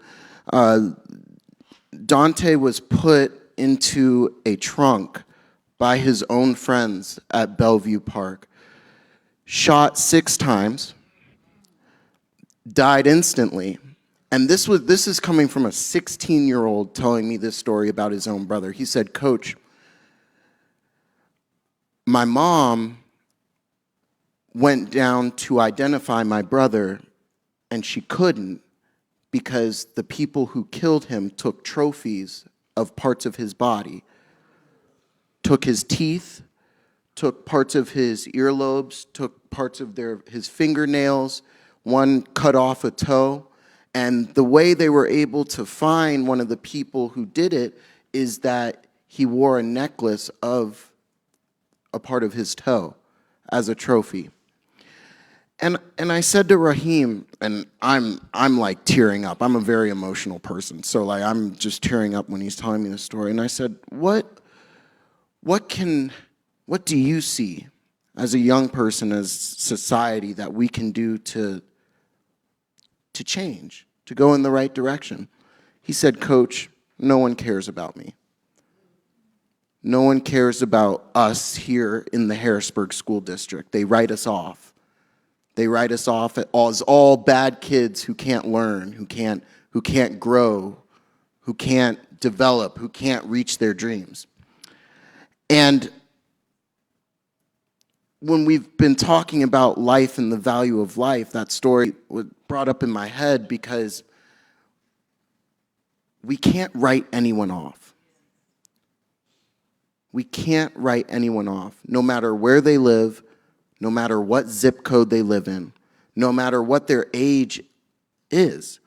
We can't write anyone off, but especially we can't write our kids off. We can't write the next generation off. And one more point, and then I'll hand it back to our moderator. We live in a democracy, but our democracy is damn fragile. It's fragile because we've had individuals try to topple it just as recent as 2020. Now, I try to instill in my kids that I coach at John Harris, you need to get out and vote. You need to get, especially the ones who are 18, you need to get out and vote. You need to tell your parents to get out and vote. And they're like, "Coach, why? Why?" My neighborhood hasn't changed in the 18 years that I've lived in it. I still have an abandoned property next to my house that's falling on top of my house. No one cares about that. I'm still using textbooks from 1962 in our classrooms. Why should my family get out and vote? They don't care about us. The politicians don't care about us. They don't come see us. They don't come talk to us. So I know that we'll probably get more deeply into this. People feel that they shouldn't vote because they feel that people don't care about them. That's just the truth. People are always like, "Why is there such low voter turnout?" Well, it's because a lot of people's lives aren't changing around them. And it's up to all of us in this room to make sure that we're advocating for our fellow brother, sister, trans person, young people in school districts, to make sure they feel heard. And as a coach, that's what I strive to do every day and every week. If I have a kid that's acting up, don't write them off. You got to pull them aside, and you got to try to see, one, what's wrong, and then see how you can speak into them. I just want to say I really appreciate the work that all of you are doing, but I have a lot of kids who are refugees. Like I almost broke down hearing you tell your story, because we have a lot of kids come into Harrisburg from other countries and they're lost. They're just lost. and they slip through the cracks. And people in leadership are completely okay with that. It's not okay. It's not okay.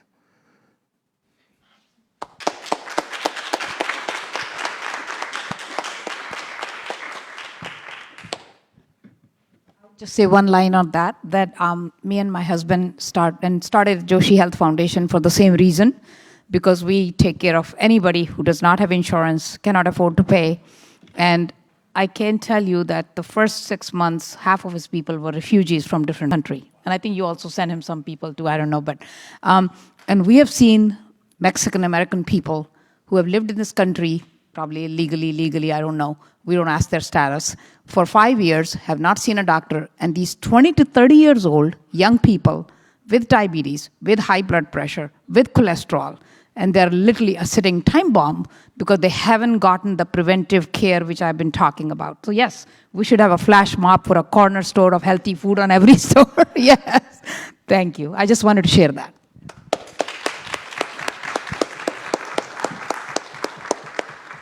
So I guess before we open it to the audience, I just want to ask a quick question to get things going. So you heard that people don't seem to value others' lives, but it feels like they don't value their own life either. The thing is, how do we get people to realize that we're all just people, right? Person next to you has the same value as you.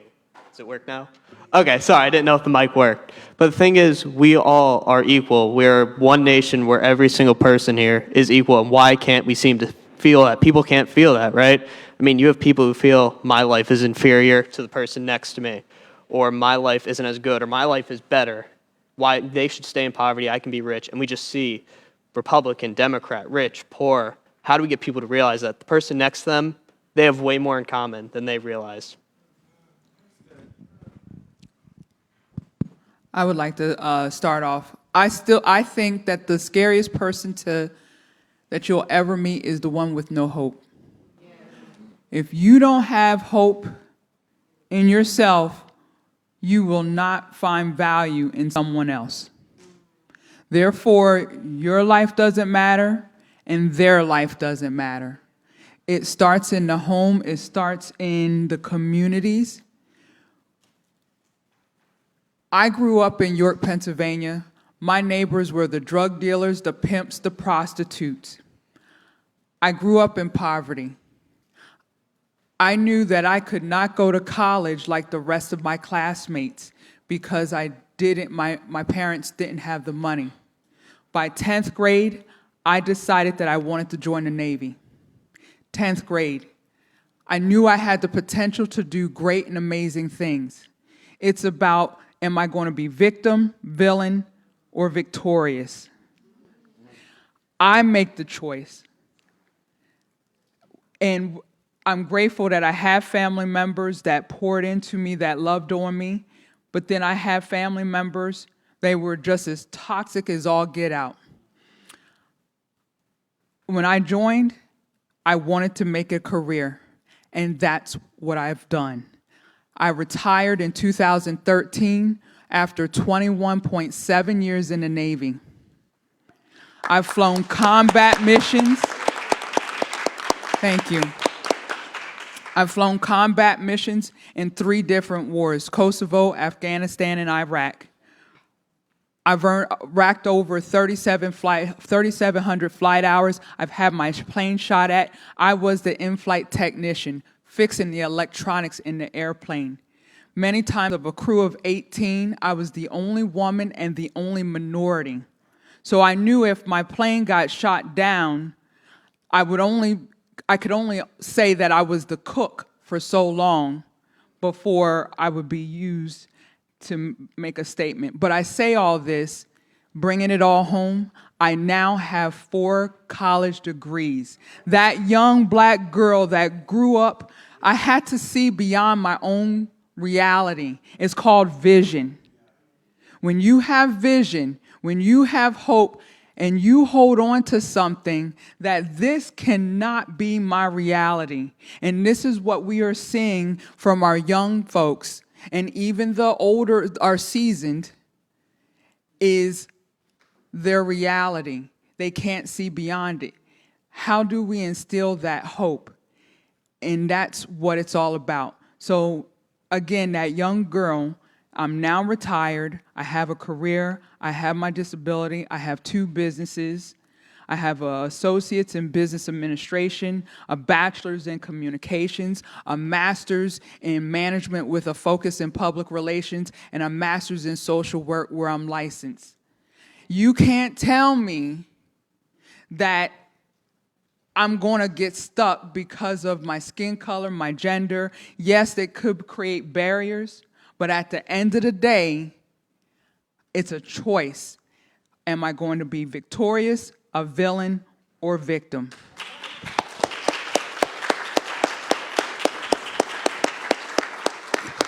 You want more stories? Yeah. Sorry, Dr. Joshi. Q&A, I don't know. I don't want to take people's questions away, though.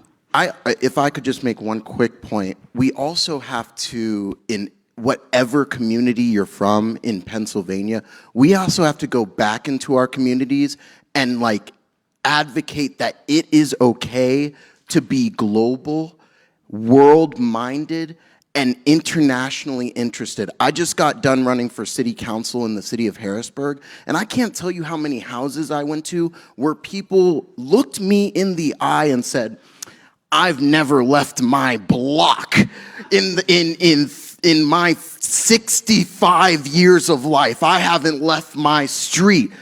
That's not something to be proud of. It really isn't. And that is a deep rooted thought processes in our communities. So it's up to all of us to make sure that we're ambassadors and ambassadors of the thought of, let me go to my Muslim brother and sister's house one day of the week and learn how they pray, learn their culture. Let me talk to my Buddhist brothers and sisters and learn about their religion and their culture. And just going to your question, I feel like that is a good first step in going to a place of not being so inward focused and so capitalistic focused, and embracing everyone and learning about everyone and loving everyone. I'm sure when you were on your missions overseas, you learned about so many other cultures, but that's because, as you said, you stepped out of your comfort zone and the whole world was an oyster, and you could learn about the world. A lot of our kids, and not just kids, but I like how you said seasoned individuals, are being taught and are teaching that we have to stay in our own little bubble. That is toxic. It is toxic, and we need to be ambassadors for, like the World Affairs Council does do. Let's open up Pennsylvania to the world and learn about all cultures and love all cultures. Sorry. So, just a quick tilt to the healthcare. I think my story is somewhat like her. Grew up in sort of semi-poverty, mediocre life, but my dad knew that my kids have to study, and there are days when his job was to bring fruit every night. That's all he could give us, that I have to bring fruit and dry fruits for you guys so you can be healthy. And 28th, 29th, and 30th of the month, we had no fruit because he had no money to bring home. So I knew that I would never live this kind of life, and his one full source was education, and that's what he gave us. He said, no matter what happens, you're going to go to college, you're going to study, and that's where I am today, with my dear God's help, my parents' help, and of course myself. But the topic of valuing yourself first than anybody else, when I was young, probably not as wise as I'm now, we learn every day. I used to tell all my patients, to prevent diabetes, you got to exercise, you got to eat healthy. So there was patients who were coming with diabetes, and I said, well, do you exercise? And one of my patients said, this is 20 years old story, and he said, no. And then he comes back and asks me, can I ask you a question? I said, yes. He said, do you exercise? And honestly, that hit home, because I was a 28 years old girl, or 30 years old, with one kid at home and running around and leaving 7 in the morning, did not have my first meal till 12 o'clock because I was starting seeing patients at 7:30, just running around life like we all do. And I came home and I told my husband, and I told that guy, I said, well, no, I don't, but I don't have time. And he said, Dr. Joshi, sorry to excuse me, but do you think the world is all sitting there twiddling their thumbs and have nothing to do? I'm a CEO of a company and I do work 16-hour days. Where do I fit health and exercise in my routine?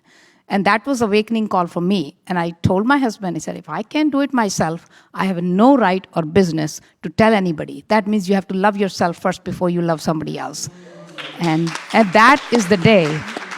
Since that day and today, it has been now good 20, 25 years. My day starts at 5:30 with a half an hour exercise every single morning without fail, 7 days a week. And now I can tell all my patients, hey, if I can fit it in my busy life, you can do it too. Thank you.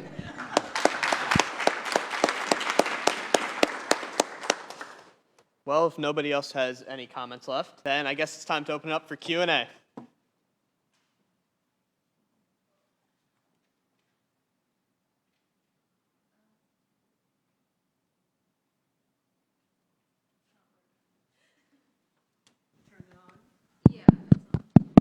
Thank you so much. So I do have a question for Mrs. Foxworthy, but first I would like to add on to like the sentiment you all shared. I feel like the solution to most of this is just education, and not only in the formal sense, but like educating yourself on the community and the people that surround you. At Penn State Harrisburg, I speak with a lot of professors on a daily basis, and I am also the daughter of 2 professors at that university. So they recognize that I am currently in a position of privilege. And a lot of them have shared this sentiment with me because I guess they feel comfortable knowing that I'm the daughter of professors, that they can say, we need those people to be on the bottom so that we can be on top. I've heard that said to me so many times. And what they don't see is that while I'm in the position of privilege now, my dad also was working 3 jobs to provide for his 3 children while getting his PhD to get us in that position. But moving forward, my question was, statistically, as you inform people what to look out for, would traffickers not adapt, like hearing the information that you say? And over the years, what warning signs of people who have been trafficked have changed and which haven't? And how do you as an advocate continue to adapt to their adaptation on their creativity and making sure their business is still lucrative, as cruel as it is? Great question, and I'm super proud of you to recognize education, formal, informal. It's important. Okay, so traffickers. So during COVID, they moved right into social media. And I had a form on my table, and you can find it. 21 apps that all parents should know. I don't really share it with the youth, but it looks like there's one app that looks like a calculator, where it's downloaded on the person's phone, but all it does is hide videos, pictures, and such. So if parents are not in tune to the apps and what their children are doing, they will miss the signs completely. So during COVID, when students were missing their proms, their homecomings, the different events, they were taken to social media expressing their frustration, where you had the traffickers posing as someone their age. Yeah, me too. I'm upset. You know what? If you meet me at this bus stop, my uncle, well, how far do you live? Now they're fishing for your location. How far do you live from Baltimore? How far do you live from such and such? You're thinking you're talking to someone your age, but you're actually talking to an adult. And all it takes is for you to run away, go to a bus stop or a location, and they pick you up, and that's it. I also believe, so we have to be mindful about social media. Young people, we take, I see a lot of selfies. There's nothing wrong with selfies. However, do it in moderation, because what you are showing the trafficker or someone who wants to exploit you is that you have low self-esteem. When you are constantly camera in your face, but no other pictures, nothing else on your timeline, your profile, you are sharing, I have too much time on my hands and I'm all about self. And if you are all about self, then that means there's a heart issue. Something's not syncing where I have to constantly keep this pose. So traffickers, they moved right into social media, posed as one of you, and lured you in by the comments. They were grooming. I'll be your boyfriend, because what we're experiencing is the fatherless child. Or if you do have a two-parent home, how engaged are they with the child, the student? Are they caring about their emotions, their academics? Many children weren't thriving in the virtual world of education. I know me, I'm a super extrovert. I need to be in front of that teacher in person. You put me virtually behind a screen, I can black it out, I can zone out, I'm texting, all types of stuff. And then if they have violence or dysfunction in their home, they're afraid. They're not even showing up for school because they're afraid, what are my parents or stepdad or stepmom, what are they going to do behind me and the computer is going to catch, or the camera of the computer is going to catch. So again, traffickers are very cunning. They are looking at the vulnerabilities. What don't you have? And I will promise you that I will fulfill it. But in that promise, it's a payback. Now you need to bring me $1,500 a day. I have these buyers lined up. You are going to check into room 109 of this Super 8, and you'll stay there until you got my $1,500. So yes, we have to be mindful, adults, to know what apps, what's going on with your child. Notice the signs. When they start dressing differently, coming with the crown, they're being branded like cattle, or a dollar sign. That is showing somebody, if there's especially numbers under that dollar sign or barcode, that's how much that trafficker is saying that they're worth. So again, if a child has a room key, they live in Harrisburg, the room key, or they can describe places in New Jersey. Well, how in the world did you get to New Jersey? Why are you dressed like that? So we have to be mindful and watch. If you see something, say something. Thank you for your question.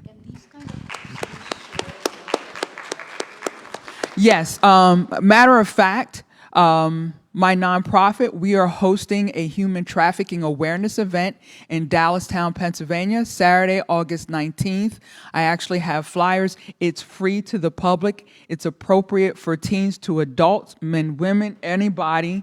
I have purchased, there's a documentary called Blind Eyes Open, The Truth About Sex Trafficking in America, and it highlights 6 women who are survivors of human trafficking. They tell their story. And then there's also interviews by law enforcement and different affiliates of agencies and things like that. I purchased the public licensing to show that anywhere. So with the help of my brother Charles back there, that's how I ended up on this panel, because he reached out to Miss Joyce and very interested. I will go anywhere. I've shown this documentary at least 6 times in Maryland and Pennsylvania. That's how passionate I am about bringing awareness. Awareness leads to prevention. I might not be able to eradicate human trafficking, but if I can educate you, empower you to where you know your local, state, and national resources, then that's one life. So again, and then you'll know, okay, this is what to look for and not hesitate. So again, that Saturday, August 19th, The Cordores Church of Brethren, they opened their door up to us and wanted to collaborate. But again, it could be a fraternity, sorority, a school. I don't care. I'm in it to win it. I'm in it to win it. I will go anywhere to show this documentary. Then we'll open it up for a community conversation, you know, where I'll have law enforcement in different agencies such as She's Somebody's Daughter, Sparrow Place, Justice House of Hope, and just foster care, adoptive parents, you name it. So I'm trying, and I need your help. I apologize, I was babbling.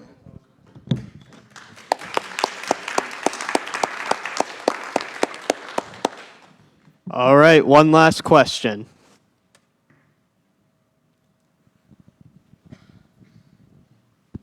Hello? Okay.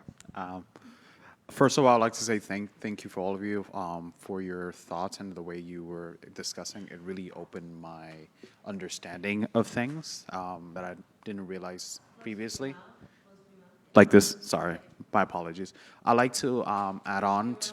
I like to add on to what Miss Jennifer was saying about being victim, villain, or victorious. I think what's the problem today is the hope is lost at home. A lot of times we look up to our parents. Those are the primary sources of hope. The individuals that are in our homes that tells us you should succeed, you should push for. Those are the same individuals that crushes our dreams. And as students, as educators, there is a saying that goes as the following: a great leader is like a candle. It consumes itself to bring lights to others. And a lot of times as educators, when we see students, we are that candle. We are that bringer of light that they don't have at home. And I'm a first-generation immigrant student, and my parents are the ones that tells me, you have to keep on pushing, you have to keep on going. I also have my other types of families that tells me otherwise. You can never make it, you can never do it. And it's really amazing to see that there's still people, bringers of light, that still pushes their light to other people, even though at the end of the day that our candle may go off, but our flame still lives in the life of others. And my question is to Dr. Renu in reference to diabetes. A lot of times we generally talk about, oh, we shouldn't eat McDonald's and the generic things, Burger King and fast foods. But I think one of the things that we don't talk about is the sugary drinks. Mm-hmm. The sugar drinks are the silent killer of America, that anyone can have multiple refills.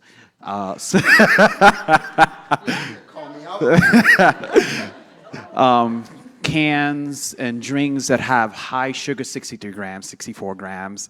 And what are your comments on that? So yes, that is a big talk of the town in California. Unfortunately, the food industry, the people who do not have seat on the table in Senate is physicians. Because the doctors are too busy seeing their patient, providing care. They do not have a lobby. They don't give money to senators. So we don't have a lobby in senators to push this. And in California, the mayor actually started this almost 10 years ago, and for the first time took all the sugary drinks off the vending machines in the schools. She took it off completely. There was no sugary drink. There was still diet sugar, diet Coke, because at least you're getting 0 calorie, still Splenda and something. But so the problem is that to bring this to the senators, we need help. The food industry, restaurant industry has one of the biggest lobby. So the moment you talk about, and I give this speech to restaurant owners, I actually go and talk to restaurant owners that you're actually killing America slowly and slowly. And I talk to guys about making the food smaller size and lowering the price. I don't care. Look in Spain, look in Europe, look at the serving size in Europe and look at the serving size in US. Just forget the food, just forget the drinks. I mean, the food-wise, everybody brings food home because we can't eat. And the question and the answer was given to me, number one, even if I lower the price from $11.99 to $9.99, my population goes in half because I don't serve enough. So that is the problem. We're used to bigger drinks, we're used to bigger food, and it's a very hard industry to tackle. And again, I will talk about the younger youth of America. You have the reins in your hands. If all of the school children one day would boycott sugar drinks, It'll not happen. If none of you will buy sugar drinks, and I'll tell you the story of my son. I mean, I'm a health freak to start with. He was 16 years old, and you had donuts in my house all the time because it was donut days. Dunkin' Donuts was famous, and I'm talking about 15 years ago. And one day he said, Mom, I'm trying to be healthy. Please do not bring donuts. I said, he's just saying for the sake of his life. And, he had 5 friends come over, and I brought 12 donuts. Honest to God, the whole thing was left there next morning, and he told me, Mom, throw them in the trash because I made a decision today that I'm not going to eat donuts anymore. That is the day of donuts in my life. I haven't had donuts since then. So it's the young people who can actually make the difference by bringing all school communities together. If you don't drink sugar drinks in the school, you're not going to drink as an adult. As simple as that. Thank you. I hope that answers.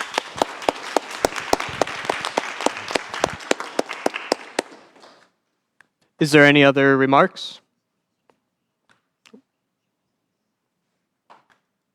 I just want to add something from the perspective of new immigrants in the US. We partner with the Central Pennsylvania Food Bank, with Bethesda Mission. We send them food, and sometimes they just leave it outside. They're like, why is this chicken cold and rock hard? And what is this can? How does one enter it? What is inside this? What is happening? They're so used to fresh produce and unprocessed foods that, and I think that we are fortunate that there is some kind of education and understanding that although processed foods are cheap and accessible, we still have some kind of understanding that it's not good. But trying to, it's so normalized, this access to this stuff that is awful for us, that people who have not grown up here, they're exposed to this stuff, and for them, the chances of them developing things like diabetes is so much higher because they're just not used to it. They go from 0 to 100, and it's wild. So I think, just more awareness, more education. I think we need to follow California's lead. More than education, I mean, that's where I need help for people like you and people like you. Why is the fresh food so much more expensive than canned food? You make the fresh food cheaper, and people are going to buy it. It's much easier, and my folks tell me, a Burger King 99-cent burger, I can buy 2 of them and fill my tummy, while a salad costs me $5. And I can't do anything with it. So I think that's the problem. And I'm not a leader, so I can't do anything about it.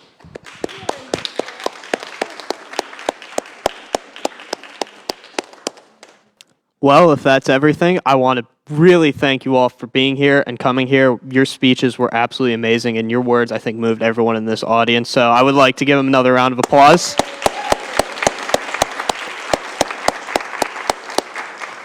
Again, just truly wonderful having people this experienced, this passionate, right? I think passion really is going to help change this country and this world for the better.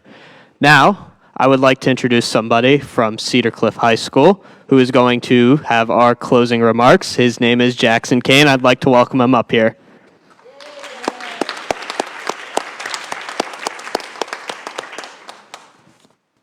And if you all want to be seated, that's good too. Sorry if I didn't dismiss you guys.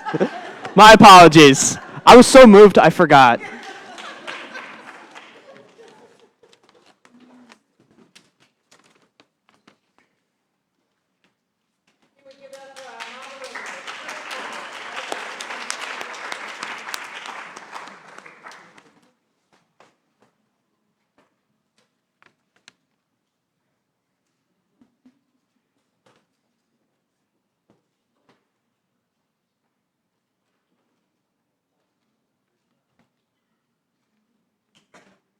Good afternoon, everybody. My name is Jackson Kane, and I'm an intern with the World Affairs Council, and I'm going to be a junior at Cedar Cliff. First of all, I want to thank the panel we just had and Sam for that great discussion. It was really moving to see the passion of everyone there.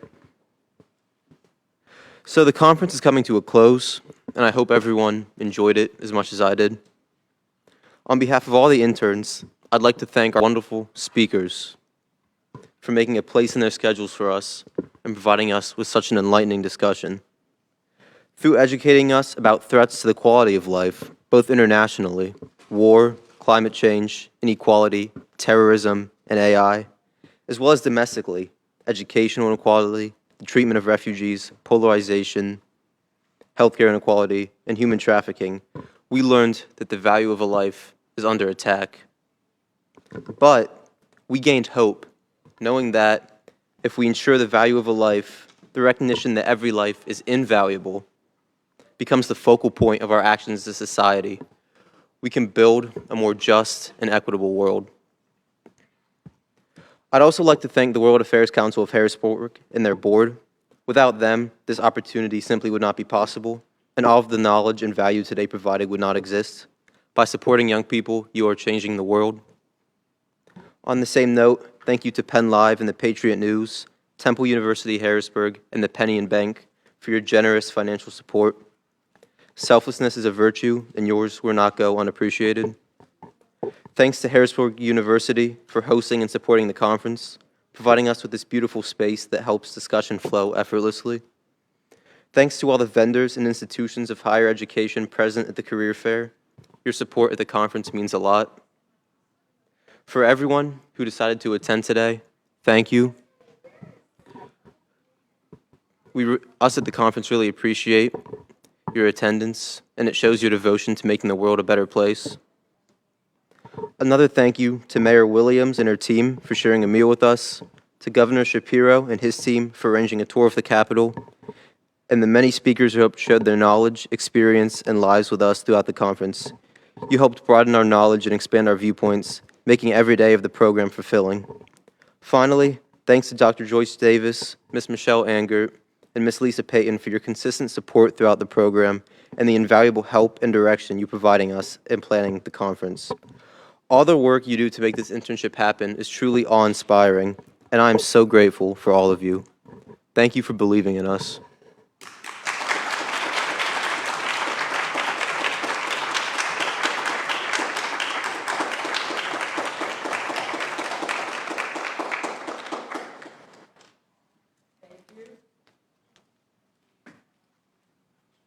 Well, you can imagine how proud I am of these young people.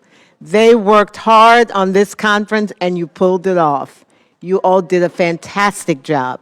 And now it is my time to present the honors to our 2023 interns. And I'm going to ask Ms. Danielle Martin, who embarked on this journey in the first 2 weeks from Dr. Danielle Martin, forgive me, I'm used to saying old Danielle, but Dr. Martin. And I want to ask our board members who are here to come forward too, to help give out these awards. Come on, Kalpana.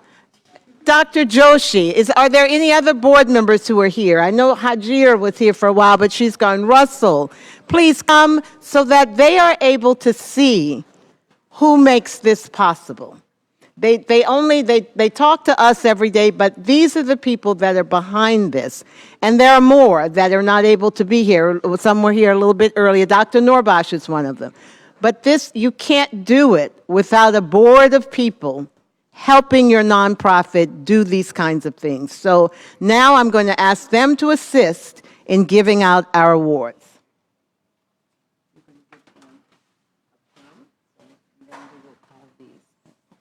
And I will let you. The first presentation, whoops,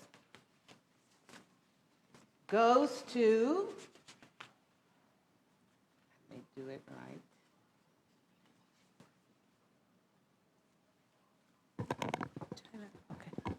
The first certificate goes to Tyler Harvey.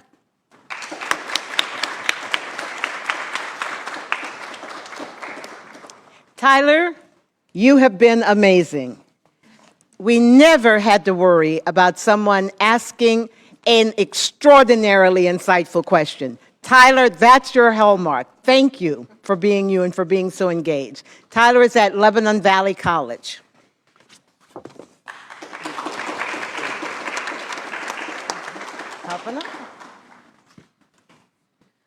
The second award goes to Jackson Kane. And we just heard from Jackson Kane. We can see he's quite an eloquent speaker. So you have a great future, Jackson. Thank you. And Jackson, just so you'll know, was part of the winning team for Academic World Quest this year. He accompanied me to Washington, D.C. for the Nationals. He and his teacher, Miss Amy Camps, they were really the winners of that from Cedar Cliff. So thank you, Jackson.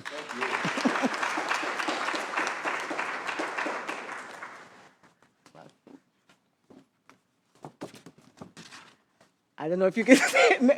Maybe you can.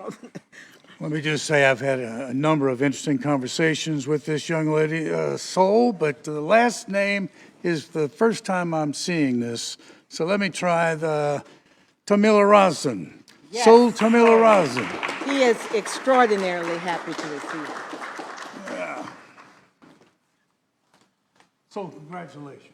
Thank you. Thank you so very much.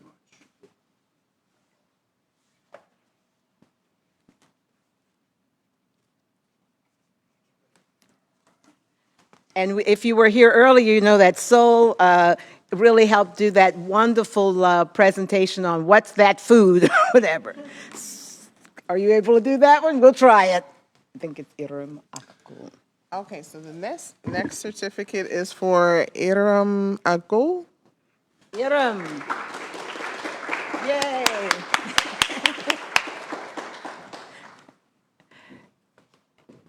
Iram has been very well helping us today organize this and very strong participant.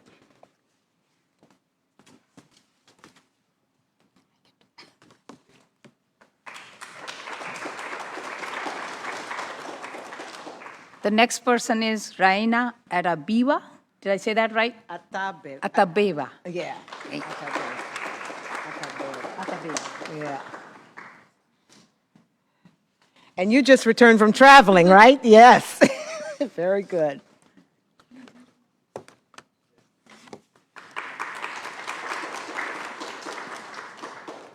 And the next one goes to her sister. All right? Maybe you want to, or I can give it to her. okay, Rania Atabeva. Is she here now? No, she. Oh, okay, very good.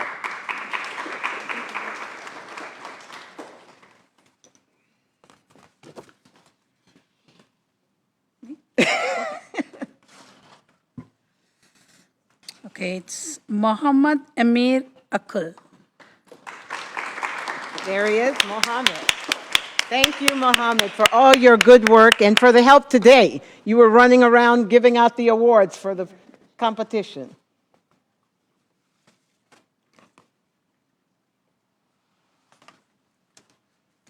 Muhammad Abdu. Yay! Yep. Who's taking your food, Brad? Yes. We learned a lot about Niger during these weeks, and it is interesting to know, I don't think he'd mind me sharing, that his father holds a very important position as the representative at the UN for East Africa. Right.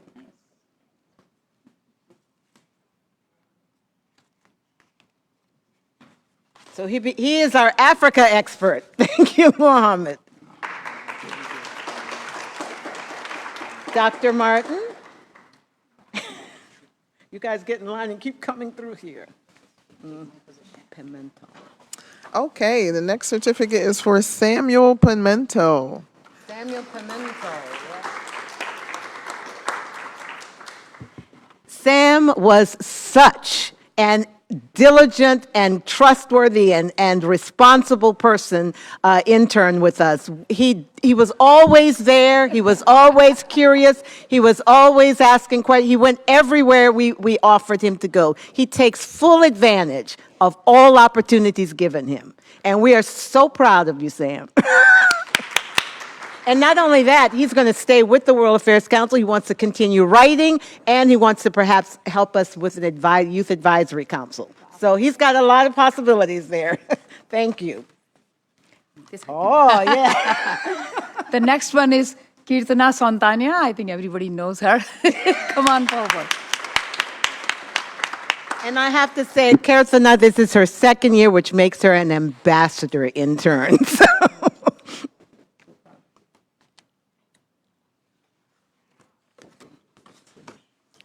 Okay, this is an easy one. Russell, you want to do this one? Aiden Pinsker. Yay!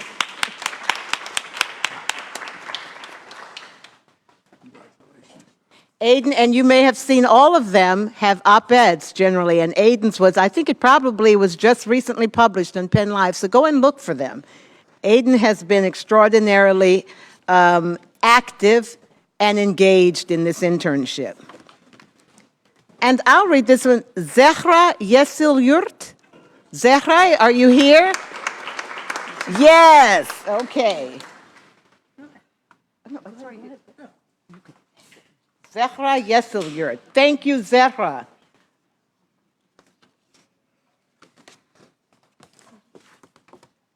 Nisha. Nisha Karasa. Nisha. Nisha Karasa? Yay, Nisha. What is wonderful about Nisha is that she is learning English, but she stayed engaged with us, she pushed through it, and she is, I think by this time, in a few more months, she's going to be better at speaking than I am. She's pushing through it, so welcome and thank you, Nisha. Do you want to give the last one? Let's see. Oh, yes. No, I want Miss Dr. Martin to do this one. Because this is the temple one. Emma Bird. So proud. Emma came to us through Temple University, so. Wonderful. So these are our 2023 summer interns. I can't tell you how proud I am, and that please look at them. They are going places. They are the next generation of world leaders.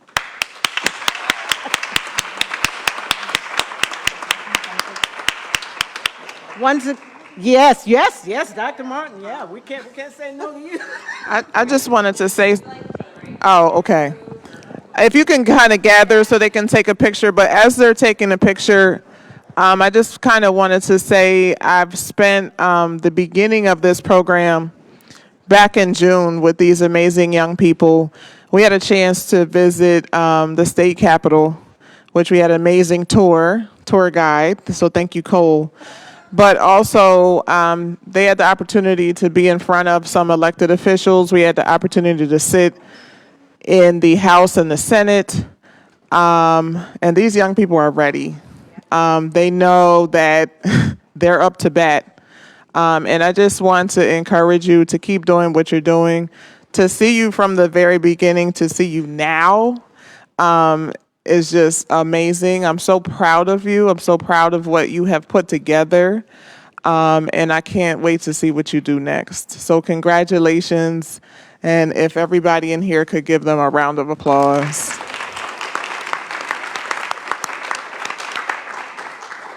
I do want to apologize to our panelists. We do have gifts for you. Would you come before you leave and receive the gifts that we have for you? We always forget to give the gifts. We get so wrapped up in things.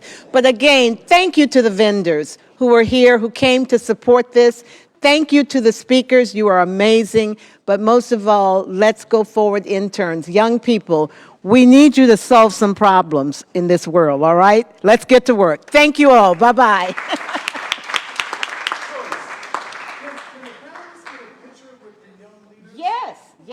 Yes, absolutely. Now's the picture taking time.